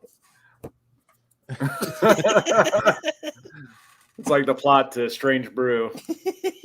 Hey, there's a mouse in my beer, eh? Kang the Conqueror says, I'm pretty much the real life version of Kenny Powers. Awesome. I hope that's including you're come equipped with that sweet redneck waterfall. Now we need a video of Kane the Conqueror on a jet ski. Yeah. Next we have the Thor God of Thunder issue 6. It said Rubik variant newsstand. Last sold for $215 on 9/21. See, Joe's doing something. He even says, so you own a jet ski. I went to rehab for my nose. He said, I did have a mullet a year ago. Nice. You're living large. Next, we have Deadpool issue number 11, the Hastings exclusive 8-bit variant. Last sold for $150 on 6/23. I remember this was going for a lot for a while, so now it's not doing too bad. Still $150. That's some expensive paper. Both ring the bell so far have been Marco insults. That says something, but I'm not sure what. Says that we appreciate comedy in all its forms. Kang says, I did own a jet ski, but lost it in the divorce, along with my Taylor house. Trailer house. Taylor house. Trailer house. Are you smarter than a 5th grader? Nope. The Adventures of Sly Cooper, issue number 1, distributed with the Game Pro magazine. Last sold for $300 on 8/23. Wow. God, it looks like Wow. a dollar bin book. Yes, it does. I would, if I was all you guys, I'd just hurry up and buy it and flip it. I good at English. I know read very good. I are no read good. I'm educated. Yep. Next, we have Spawn issue 222. The Kurdensky 1 in 50. Last sold for $1,300 on 3/23. $1,300. Was that graded, I wonder? Or raw? Bruce, you need more info on these. I need to know if that had to have been a graded one. Joe says the person that owns this has a house that smells like cat piss. Yes, I agree. Oh, okay. I'm sorry. Oh man, it's getting real personal. Yeah. Some of the guys riding. Sounds like someone's trying to speak to the love guru here and get a little words of wisdom. Is the jet ski a innuendo for something else? Yeah, probably. Oh, Sitting on my old porch in the trailer park now, such as I. oh, Wow, that's rough. Set that shit on fire. All right. I'm pretty much the living embodiment of the whole Homer Simpson meme. I am so smart. SMRT.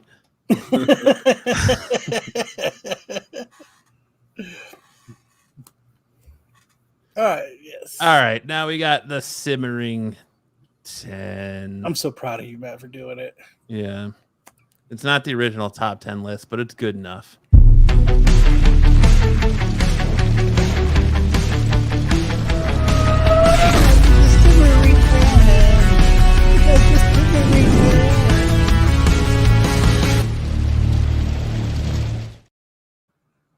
Kyle, do you sing that every time, or is that part of the recording? No, Kyle sings it every time. I sing it every time.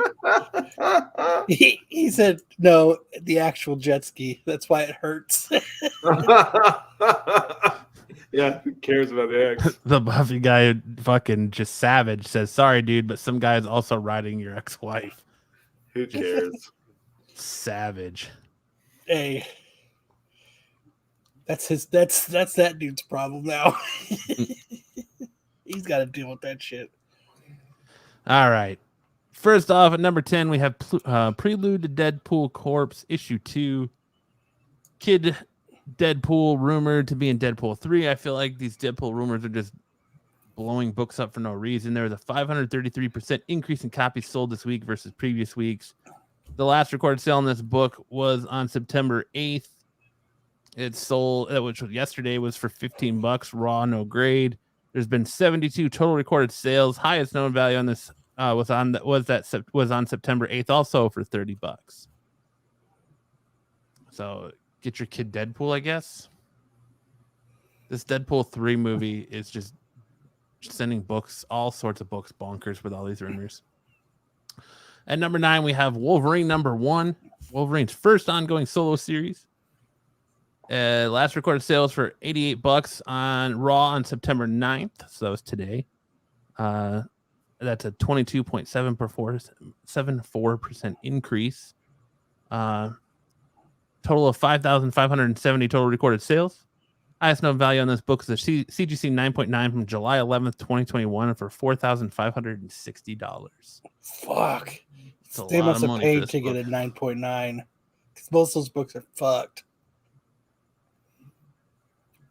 It's hard to find a nice copy of that Wolverine #1. Yeah.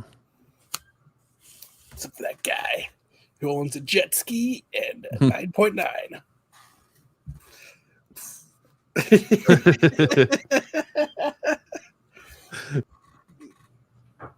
See you later, Matt. Oh no, Matt! See you later, Matt. Matt lost his internet. Slideshow went down and his camera went down. Oh no! Matt said, "Fuck this show. I can't read." I think HR just kicked me out. I don't know what happened. Because I never learned to read. I was just all of a sudden back in the lobby. I don't know what the heck happened.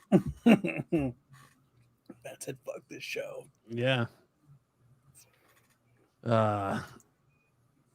Up next, at number 8, we have The Amazing Spider-Man issue 32, Elizabeth Torque homage 1 in 50. I just don't like that cover. Still holding strong on here. 7-day trends up 110%. Top weekly sale was for $51. Weekly units sold. There's 13 copies sold this week. Last record sales for $50 raw on August 28th, 2023. It's still up 43%. 56 total recorded sales. Highest known value was from June 20th, 2023 for $70. I thought that button said lunch. Oh, that's fucked up.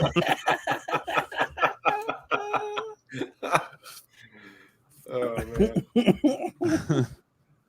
man. Number 7, we have Kang. Number 6, the first full appearance of Ezra Bridger, Sabine Wren, and Hera. 7-day trend up 113%. Top weekly sales was for 340.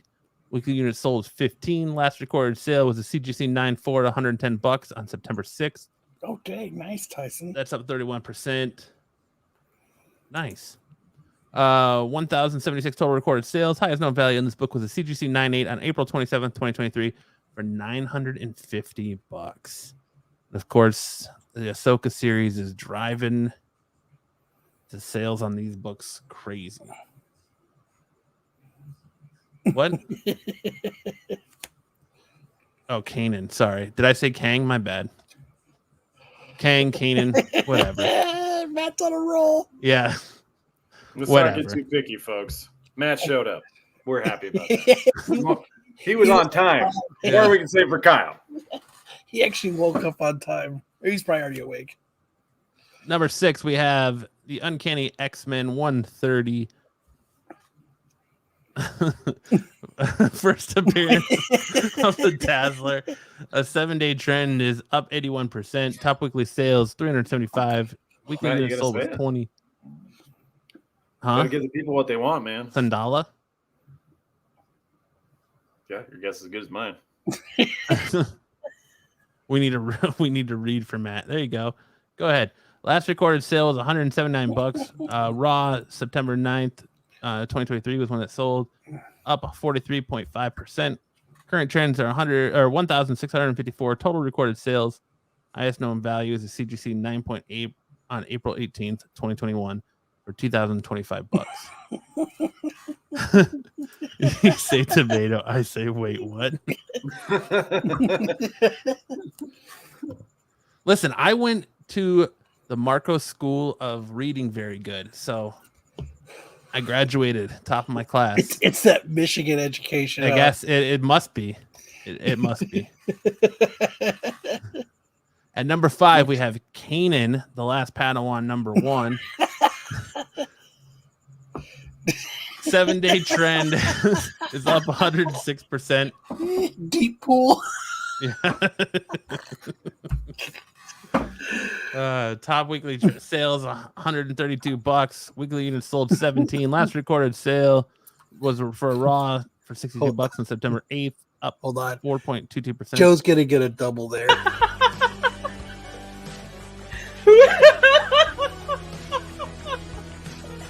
Ring the bell.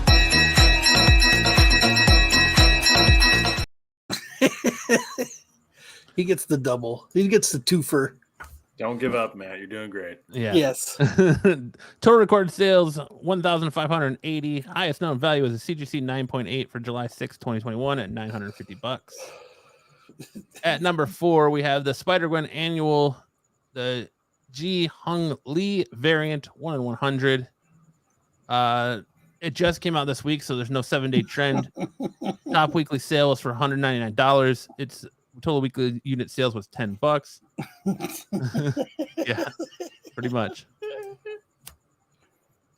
Last recorded sale value was $145 raw, no grade on September 5th. That's down 0.12%. Current trends are 10 total recorded sales. Highest known value was a pre-sale, and this was for raw on July 4th, 2023 for $225. I really like this cover. I hope it dips a little bit more so that I can actually get this cover. Scoop it up. I like this cover. I just went and bought the trade dress because I don't really care. So I'm waiting because I'm waiting. I don't want the trade dress. I want this. I want the virgin. I like virgins. Or as Matt would say, virgins. whatever. Number 3, we have the Gnorts Illustrated Swimsuit Edition, issue 1. The Villalobos 1 in 25. 7-day trend is up 91%. Top weekly sales for $80. Weekly units sold this week was 28. Last recorded sale on this book was 110 raw on September 8th. So it's yesterday, up 6.27% for the week. 53 total recorded sales. Highest known value was a raw sold on September 7th for $120. She's no virgin. I mean, it's not a bad cover. I don't. She looks like a muscle mommy. Look at that, dude. That pointy fucking elbow. Fuck you up. Yeah. When she gets into the mixed martial arts. Dive it into your eye. Gouge your eye with it. Oh, baby. I like it raw. Up next, at number 2, we have Star Wars Heir to the Empire. First appearance of Admiral Thrawn. 7-day trend is up 120%. Top weekly sales are $900. Weekly units sold 23. Last recorded sale was for $173 raw. Every time you skip a name, they're like, tick. I asked my local. It was all gobbledygook. Hey, man. I'm telling you. They're going to start keeping a tally, Matt, every time. Current trend, yeah. 1,806 total recorded sales. Highest known value was a CGC 98 on October 6, 2022 for $2,552. People banking hard on this one for episode 5 of Ahsoka. You know what Luke's face reminds me of? He's like, what am I doing here? Dude, where's my car? Dude, like, what's Dude, the sword for? Where's my speeder? Dude, where's my X-Wing? Am I the heir to the Empire? Nice. Thank you. He looks like someone. I'll be here half the night. Hey, the headliner can't show up on time. You gotta let the warm-ups get the crowd ready. And number 1, we have Dazzler. This jumped up a bit. Number 1, the premiere issue of Dazzler's first self-titled series. Last 7-day trend is up 106%. Total weekly sales was 195, was the top sale of the week. Weekly unit sold was 31. Last recorded sale was $25. No grade on September 8th, up 21.10% from the current trends. 1,514 total recorded sales. Highest known value is a 9.8 CGC from May 9th, 2023 for $300.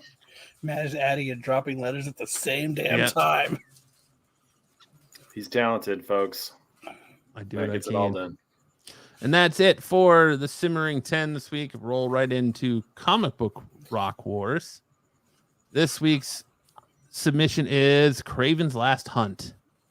Spider-Man reflects on his own mortality after the death of Ned Leeds and common criminal acquaintances Joe Face. Meanwhile, having grown old and dejected at the world, Kraven resolves to die soon, but not before he has defeated his nemesis Spider-Man. Kraven hunts down Spider-Man, defeats him, seemingly shooting him to death, and buries him. Kraven dons the Spider-Man costume to prove himself superior at his adversary's former activities. Kraven moves to New York, where he saves Spider-Man's wife, Mary Jane Watson, and brutally retaliates against her attackers. Already fearing that Spider-Man is dead, Mary Jane recognizes that it is not her husband under the costume. The city takes notice as Kraven brutalizes and kills criminals. Kraven culminates his crusade with the successful unarmed capture of the cannibal Vermin, who Spider-Man previously needed the help of Captain America to defeat. Very hard times. Hard times. So, Rock Wars on this for me. I'm gonna do "For Whom the Bell Tolls" by Metallica.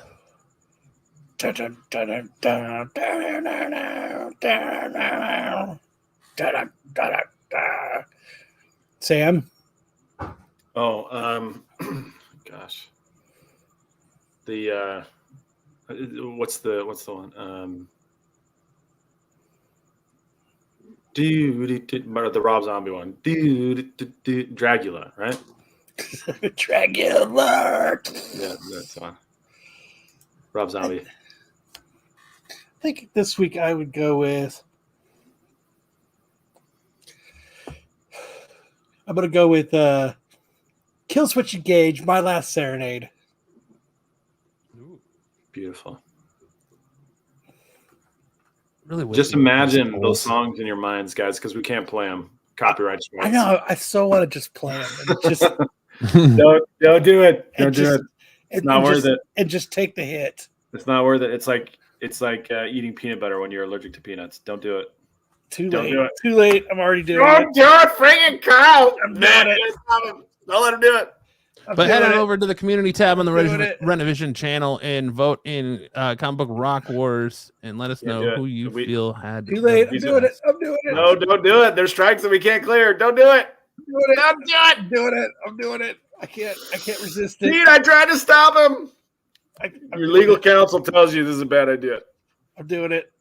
I'm doing it. We're gonna start with mine. Buffy guy. Kyle wakes up in time for a copyright strike. Camera for over a year and I don't know how to work it. Like still. What the hell is this? What is that? What is that? That's not what I. Joe's doing some thought for Okay. sure Matt would have picked an AC/DC song. What, like Back in Black? he's also giving you a little ribbing there. Yeah. Gentle ribbing. ABCD song. Yeah, I get it.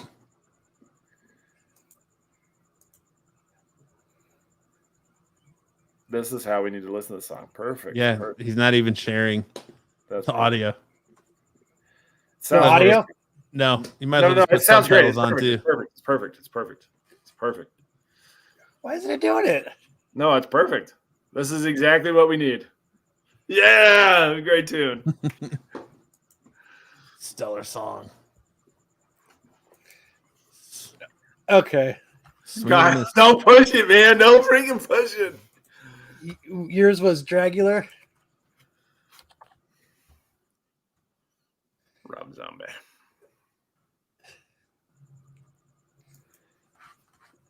These guys all know the song.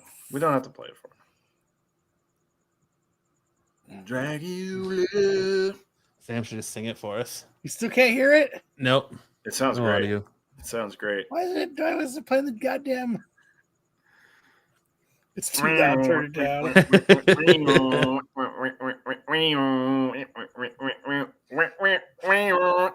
Let me try this. Kyle's gonna make Marco destroy his one good shirt in a fit of rage. Marco's wife's pitch. She's like, I have to sew the button. Now can you hear it? Nope. Yeah, it Oh, it sounds great. sounds great. It's perfect. You're lying. You can't hear it. And then what was yours, Matt? For whom the Yours bell was tolls, from Moon Metallica. Bell Tolls. Yeah. Through the ditches and birds, which is stand Conquer love. Worm. Who are currently playing a show right here in Glendale right now. I know. Man, great tune. I'm so glad we did this way. I can't believe you guys can't hear it. That sucks. Oh, I can. I hear it in my heart. I hear it right Cliff here. Burton's the best. Tyson says, "This is my last resort." I don't know. This is my last resort. Is there suffocation? No breathing? No breathing. Well, that's lame that you guys can't hear it. No, it's not lame. It means that we can still be monetized. Do you want me to play it on guitar for you guys? Sure, let's see it. Yeah. If you're performing, then it's not a copyright problem. Let's hear it. Everyone wants to see a rock concert. All right, now we're turning it over to Kyle for Ladies of the 90s, a tribute to the Ladies of hotness the we grew up 90s. to. So, all right. So last week I had Kelly Kapowski versus Topanga. This is a goddamn travesty. It really is because Topanga didn't even, man, she didn't even get half. no, I thought it was going to be closer. Like, because She got 1 in 6. yeah. Look at Sam mathing so quick. Damn. But yes, Kelly Kapowski is still killing it. She's got a really, she does a lot of content on Instagram. I started following her because you put her up here. I've been following her for a long time since she started Instagram. Got a lot of really wholesome content on Instagram. But, I know it really ruined it for me that she's so family orientated. It pissed me off, actually. I find it attractive. You know, I'm a family man, so it's like, yeah, all right. So this week I'm doing Kelly Kapowski versus Kelly Wholesome Bundy. versus Brawless. You didn't know? My neighbor's at my back gate. Must be trying to get into his or something. My camera went off. So this is because I know everybody watching Married with Children thought Kelly Bundy was the shit. So Yeah. I'm hoping that Kelly Bundy can do a little bit better than Topanga did. Yeah, she will. Yes, 100% AOA. Yeah. She's going through some tough times, but Not anymore. that won't stop us from objectifying her. No. That's why we're going with old school.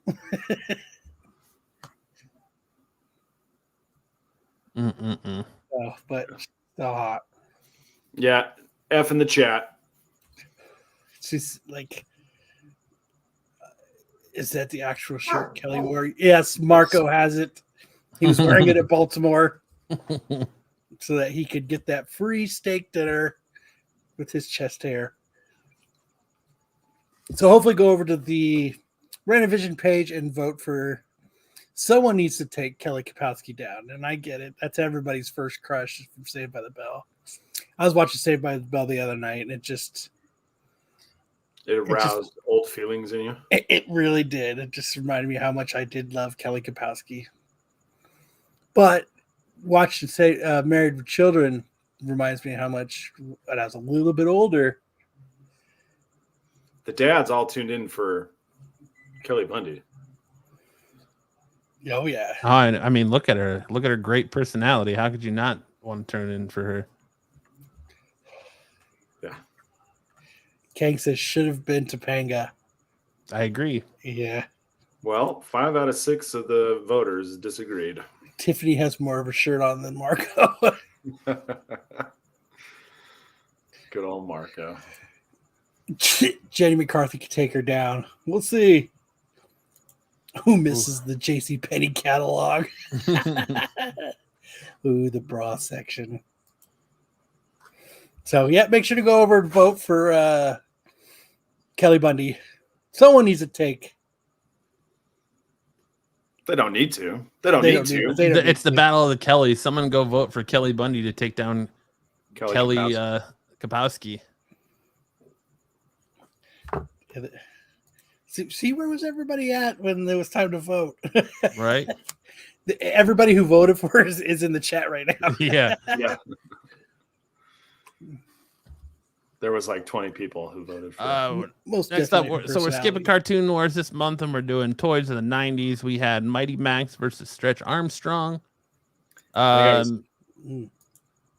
Stretch Armstrong took down Mighty Max 54% to 46% with 54 votes. So this week we're doing insane to me that was a closer vote than Topanga and Kelly Kapowski. Right. Well, with like 54% less participants, but who's counting? And then, so this week we're gonna do Easy Bake Oven versus Creepy Crawlers. Ooh, Creepy Crawlers versus Soggy Cake. Dominates. Easy. I don't know. There's something cool about the Easy Bake Oven. That's the OG. Yeah. Good. Creepy Crawlers was later and like the ripoff, but like. And I'm fully aware that Easy Bake Oven was way before the 90s, but this is when they did the redesign of it. So, but yeah, I mean, Easy Bake Oven, man, you can make delicious treats. We weren't voting for best left offensive tackle. Sorry, Topanga. Jesus. Topanga is Topanga. I'd have to go Easy Bake Oven on this just because, like, did you know anybody that actually had a creepy crawler? I did. I had a Creepy Crawlers. Did you? I did not know anybody who had it. My sister's had an easy bake oven, so Yeah, for sure. I didn't have sisters in that you're right. time. I couldn't wait, and I ate the powder. That's how Fun Dip was created. You didn't know that Kyle was the creator of Fun Dip. Oh, Kay got a creepy crawlers too. I didn't know anybody that had one. Me neither. So I don't know. All right, now we'll turn it over to Sam for our first of 2 what the fuck stories this week. All right. In Australia, Melbourne, Australia, a man who overpowered and raped an intruder in his home will spend at least 4 years in prison. You know, this brings up a great philosophical debate. Yes. If someone intrudes in your home, do you have the right to intrude in them sexually? Yes. 100%. You want to break into my house? You're getting penetrated. You put intrusion of your person on the table by intruding in my home. You're going to intrude in my house? I'm going to intrude in your butthole.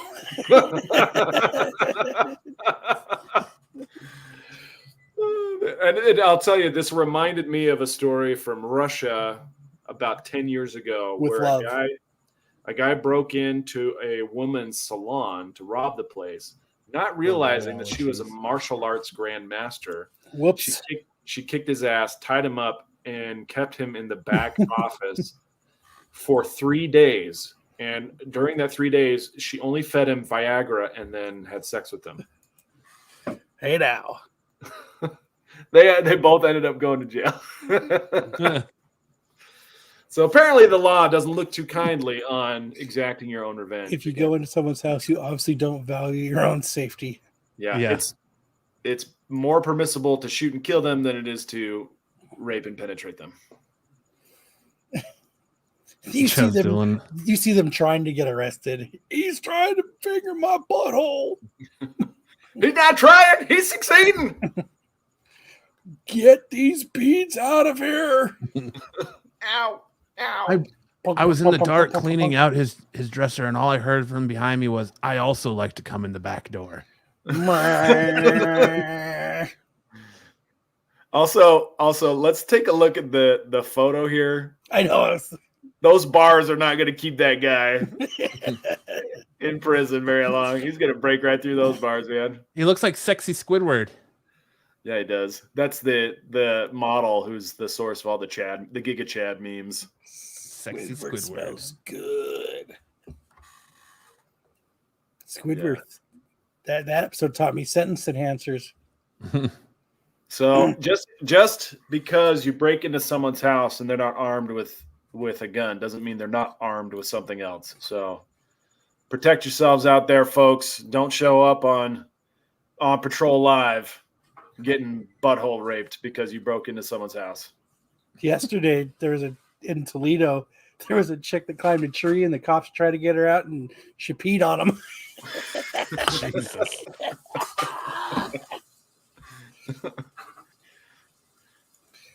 Australia has a different kind of punisher. the butt punisher. Oh man. Revenge of the butthole surfers.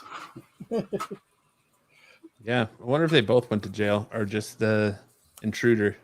I mean, really, who was the intruder at that point? Well, they both went to jail. So did the homeowner has to spend 4 years in prison. Oh, that's right, for rapes. Yeah. Yeah.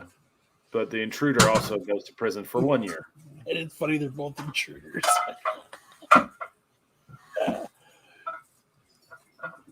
The intruding. Someone clanking some pie tins back there. Who's clanking pie tins? Hey man, we're making dinner over here. Black hole sun. Got him. Didgeridoo. Didgeridoo not. Oh. Yeah. And we know who isn't. We know who's You know who's tossing the salad. yeah, we know. And we know who's getting their salad tossed. Yep. I'm using my easy bake oven right now. So first off, let me say, All right, and our next what the fuck story this week is footage has emerged of an onboard medical emergency that forced a U.S. airliner back to Atlanta only 2 hours into the flight to Spain. A messy trail of diarrhea left behind a struggling passenger. Maintenance crews spent 5 hours cleaning the Delta Airlines Airbus A350 after its enforced early landing, including replacing an aisle carpet ruined in the incident. Passengers reportedly included the one suffering diarrhea were allowed to reboard after an 8-hour delay, making it to Barcelona on Saturday afternoon with no further incidents. Accounts from some on board posted to social media describe the flight crew doing their best to mop up the mess with paper towels and scented disinfectant, but that only had the effect of making the plane flowers now. making the plane smell of vanilla shit. One passenger said. Vanilla shit. I feel bad for that person though. I truly do. Like, you know, they probably had some airport food and a couple cocktails. Got on the back of the plane and then gurgle. They try to be respectful. They try to. Sometimes it just doesn't stay in, and they shit all the way down the aisle. Now, did you Matt, see the video of it? Oh my god. Oh, geez. Matt, you're a young dad. Do you have any good poop stories yet? I mean, my kid's pretty good about it. The best one I think is when she was, I want to say 4 months old. My wife was going to change her and laid her down on the changing table and literally just took her diaper off. And the second she took her diaper off, my kid shit and it projectiled across the house and hit the wall and splattered on the wall, her changing table, my wife, and all that. Luckily, I've been able to avoid the projectile shit, but my wife got hit with it pretty good. I gotta say, when my kids were little, my oldest son, he got hit with a bout of gastroenteritis, and it was right before my wife was getting ready to take a trip to visit her folks. Oh man, that is nasty. And it just kept coming out. Oh, I hope they get hazard pay for that. And he had gastroenteritis, which meant just explosive diarrhea all the time. And she took him on this trip, like his stomach calmed down, and we felt like he was probably going to be okay. But on the way back from the trip, we were chilling at McDonald's, and they had like a play place. This was in like rural Illinois, and he's running around, and I was climbing around in there with him. I was like 25 or 26 at the time, and didn't have any back problems. And so I was rolling around in there, and I hear my son, who's like 3, and he goes, "Dad, I leaked out." I was like, oh no. So I climb up where he's at, and it's just like a little bit of drips, right? A little bit of drips and poo. She's probably wearing a skirt. And I was like, okay, man, let's see if we can change this bum real quick. And I laid him down. And have you guys seen in movies when someone gets shot and there's like a pool of blood that urges from behind him? Just imagine that, but it was brown. Oh. I was like, oh no. So I sneak out and I grab some cleaning supplies from the janitor, and I come back and I spent like 25 minutes getting him cleaned up, and we just threw his clothes away and we just got the heck out of there. The people were concerned because how comes this kid from the as I'm cleaning it up, this one little kid comes in, and I was like, "Get out of here!" Kid's like, "Whoa, okay, you gotta go." But out, like the kid went in fully dressed, and he comes down the slide just wearing his diaper and some socks and tennis shoes, and then I come out. I was like, "Babe, get the car going. We're getting out of here," and we just drove away. It was freaking. It was freaking nasty. It did smell like vanilla. Like how does this happen? Like, I wonder if he just like gambled on a fart and he's like, oh no, lost. And so he's running to the back bathroom closest to his seat, and he's like, oh no, it's occupied. So he's like holding it as he's going to the front, and it's just leaking out as he's going to the front. And well, so you saw where it all was. Yeah, all down the aisle. It was down the aisle. It wasn't near the bathrooms. So he was making his way to the bathroom when he lost control. It's rough. Buffy guy. Last week it was pouring. This week it's shit. I missed last week. Yeah. Smell like poop and What do you mean? flowers. What do you now. mean? We gave you the intruder of the intruder. Yeah. I just like that they're complaining that the plane smelled of vanilla shit. That's funny. My work has this mango spray, man. It covers up everything, and it's awesome. Someone's getting water from their fridge. Dun dun dun. Now the door's open too long. All right. Well, to clear your palates of the shit spraying passenger, we got a little triple D dodgeball for you. More dodgeball tonight. So sometimes things happen so fast, it's really hard to pin it down. So we'll hit this in slow motion for you. Bounces off his leg, on his foot, and before it hits the ground, Jet manages to catch it against his leg. Look at that. Frame by frame, boop, boop, boop, catch. Unfortunately, he got hit by that white. And then he was still eliminated.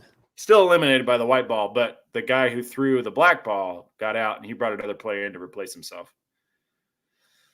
So, all in all, it's a win. I think this is my favorite. That's what he said when he was intruding him. I'm vengeance. Almost. Just That's a little outside. Just a bit outside. Yeah, he's got to rely on his catches more than his throws. Yeah. He's got really bad aim. What happened there? Okay. He ate some popcorn before you got on and went to go play. So one thing I'll tell you is that these foam balls don't throw like baseballs or tennis balls or any ball that you've ever thrown before. If you grip them weird, they will go totally haywire. I showed up late last week, and so I wasn't warmed up, and my first throw went straight into the ground because I had just the slightest extra grip on the throw, and so it just ran straight in the ground. You have to warm up. It takes a little while. This was early in the night, and he let one go really high and outside. That wall is out. I think he was aiming for the guy in the white shirt who was picking up the ball, and it went a little high and outside. So I don't think he was aiming for shit. Whoop. I think he was aiming for a fucking thing. Just got away from him. Yeah, because it looks like it slips out of his hands before he even finishes his throw. So it's like way outside. Yeah. Yeah. That's a ball. That guy gets to walk on a base, right? That's all 4 balls at one time. Pitch so bad, they just kick him from the game. Oh, there's no video of that. AOA. That happened after the cameras were down. Damn. Get your fucking shit together. Yeah, you missed the story, but there's a 19-year-old kid who is going to cost me a few $100 on insurance policy because he couldn't keep his mouth shut. Why would he say? A janitor came in and asked him what he was doing there, and instead of just not talking to him or saying, "Hey, I'm just using the bathroom," he tells him about dodgeball, and then the janitor goes and tells the administration, and then administration's like, "We can't have dodgeball going on here without paying or without insurance." And so now we got to provide insurance, which is going to cost like $500. Have him on threshold so we can talk about the ghost he was trying to hit. Hey, that's not a bad idea. You mean they didn't know you were doing dodgeball there? Some of them did, but it was quiet because so the school district where we play is going through administrative shakeups, and the old administration knew and didn't care, but now the new administration is in and they do care, and they want to do it by the book, and so we're stuck doing it by the book. The wall has to sit out now. That sucks. Good thing you're a rich lawyer. Well, I'm not rich, but I am a lawyer. I'm a lawyer. So that oh, I got it. I'm sorry. Well, he has to make me eat them first. Just bribe him with $200. Yeah, I don't think they'd go for it. So now you have to get triple D insurance. Yeah. It's got to be $1 million limits on the coverage. So you're rich. Yeah, I got 7 kids. Well, I don't care what my profession is. With 7 kids, I'm not going to be that rich. It's going to go. I'm kid rich. You know, I've got a lot of kids. So I'm kid rich. I'm kid rich, bitch. But yeah, 9 people sharing one income. That's a bit of a stretch. So Damn. Time for them to get fucking jobs. we're getting there. We're getting close. Just think, if they all mowed lawns, they would cover the whole neighborhood in like 2 hours. I can't even get my kid to mow my lawn correctly. He leaves stripes of unmowed grass. They're called landing strips. He's like, Dad, I'm trying to texture the lawn so it looks interesting. No, we don't use a minivan. Minivan's too small. Or he's just secretly hoping that you tell him he's doing a shitty job and that you're just going to take over so he can go and do something else. That's exactly what he's trying to do, man. No, we don't have a minivan. We have a 9-passenger Suburban. Abuse them kids for riches like that lady going to jail. Oh yeah, the chick who's the YouTube vlogger, family vlogger. Frank was her name? Kelly Kapowski? No. Kelly Kapowski is fine. My kids have their own agendas. They don't care about me and my dodgeball, man. They do their own thing. Did you almost have a basketball team? If any of them could play basketball. No, Soccer. They're doing their own things. They're fine. I'm not out to exploit my kids for riches and fame. You should.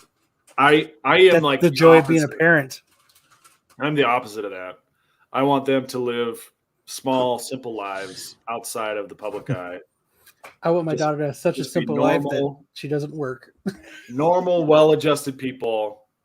You know, don't feel like you need to go out and be in the public eye and pursue fame, and because they don't have daddy. Hopefully they don't have daddy issues that make them feel like they need to fill a void in their lives because dad wasn't able to be there for them.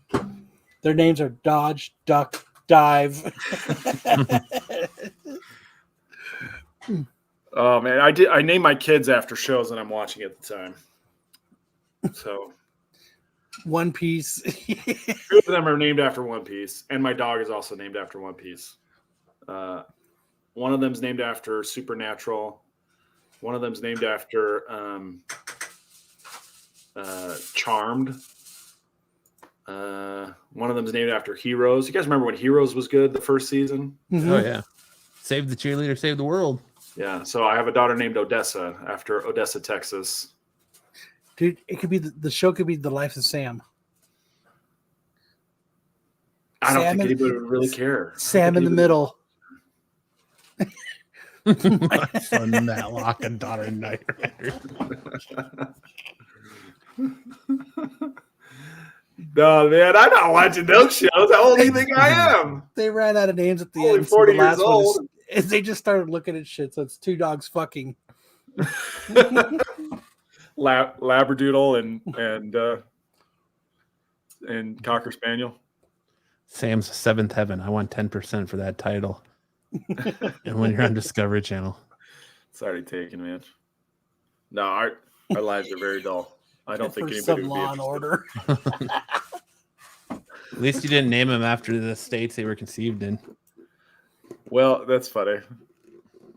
If we had done that, there's a family where they name their kids after where they're conceived, and half of my kids would be named after my brothers and sisters because the kids at their house. Yikes. I like Hartman's idea there. Sam shit, different day. Come to your house for a family event, conceive a child. What's your wife saying? She wants to. She's like, is this what constitutes content? Right now, This is your actual content. Have her We're come at the sit end- down and we're at talk the end of about the it with show. us. We're just about done. She's not going to come on. She's not going to come on and talk. Yes, Indiana.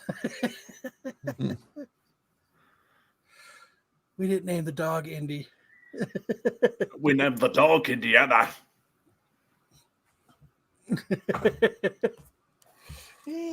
Named after all the kids from the Brady Bunch. Yeah, so Piper from Charmed, Thaddeus from another show, none of you guys would even know. Odessa from Heroes, Ace from One Piece, Ramona from Ramona and Beezus, Dean from Supernatural, and Brooke from One Piece. And then my dog's name is Goldie Roger for Gold Roger from One Piece.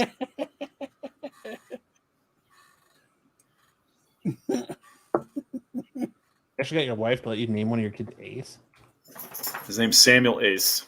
Uh, So his middle name is Ace. Junior. Goldie, come. Goldie, come here. See if my dog will be on camera at least. Your wife doesn't want to be on camera and talk about it? No, she does not. She's a private individual. Being viewed by anybody makes her anxious. Come here, Goldie. Come. Definitely right crowd. All right. Anyway, All right, now that I'm here, let's start the show.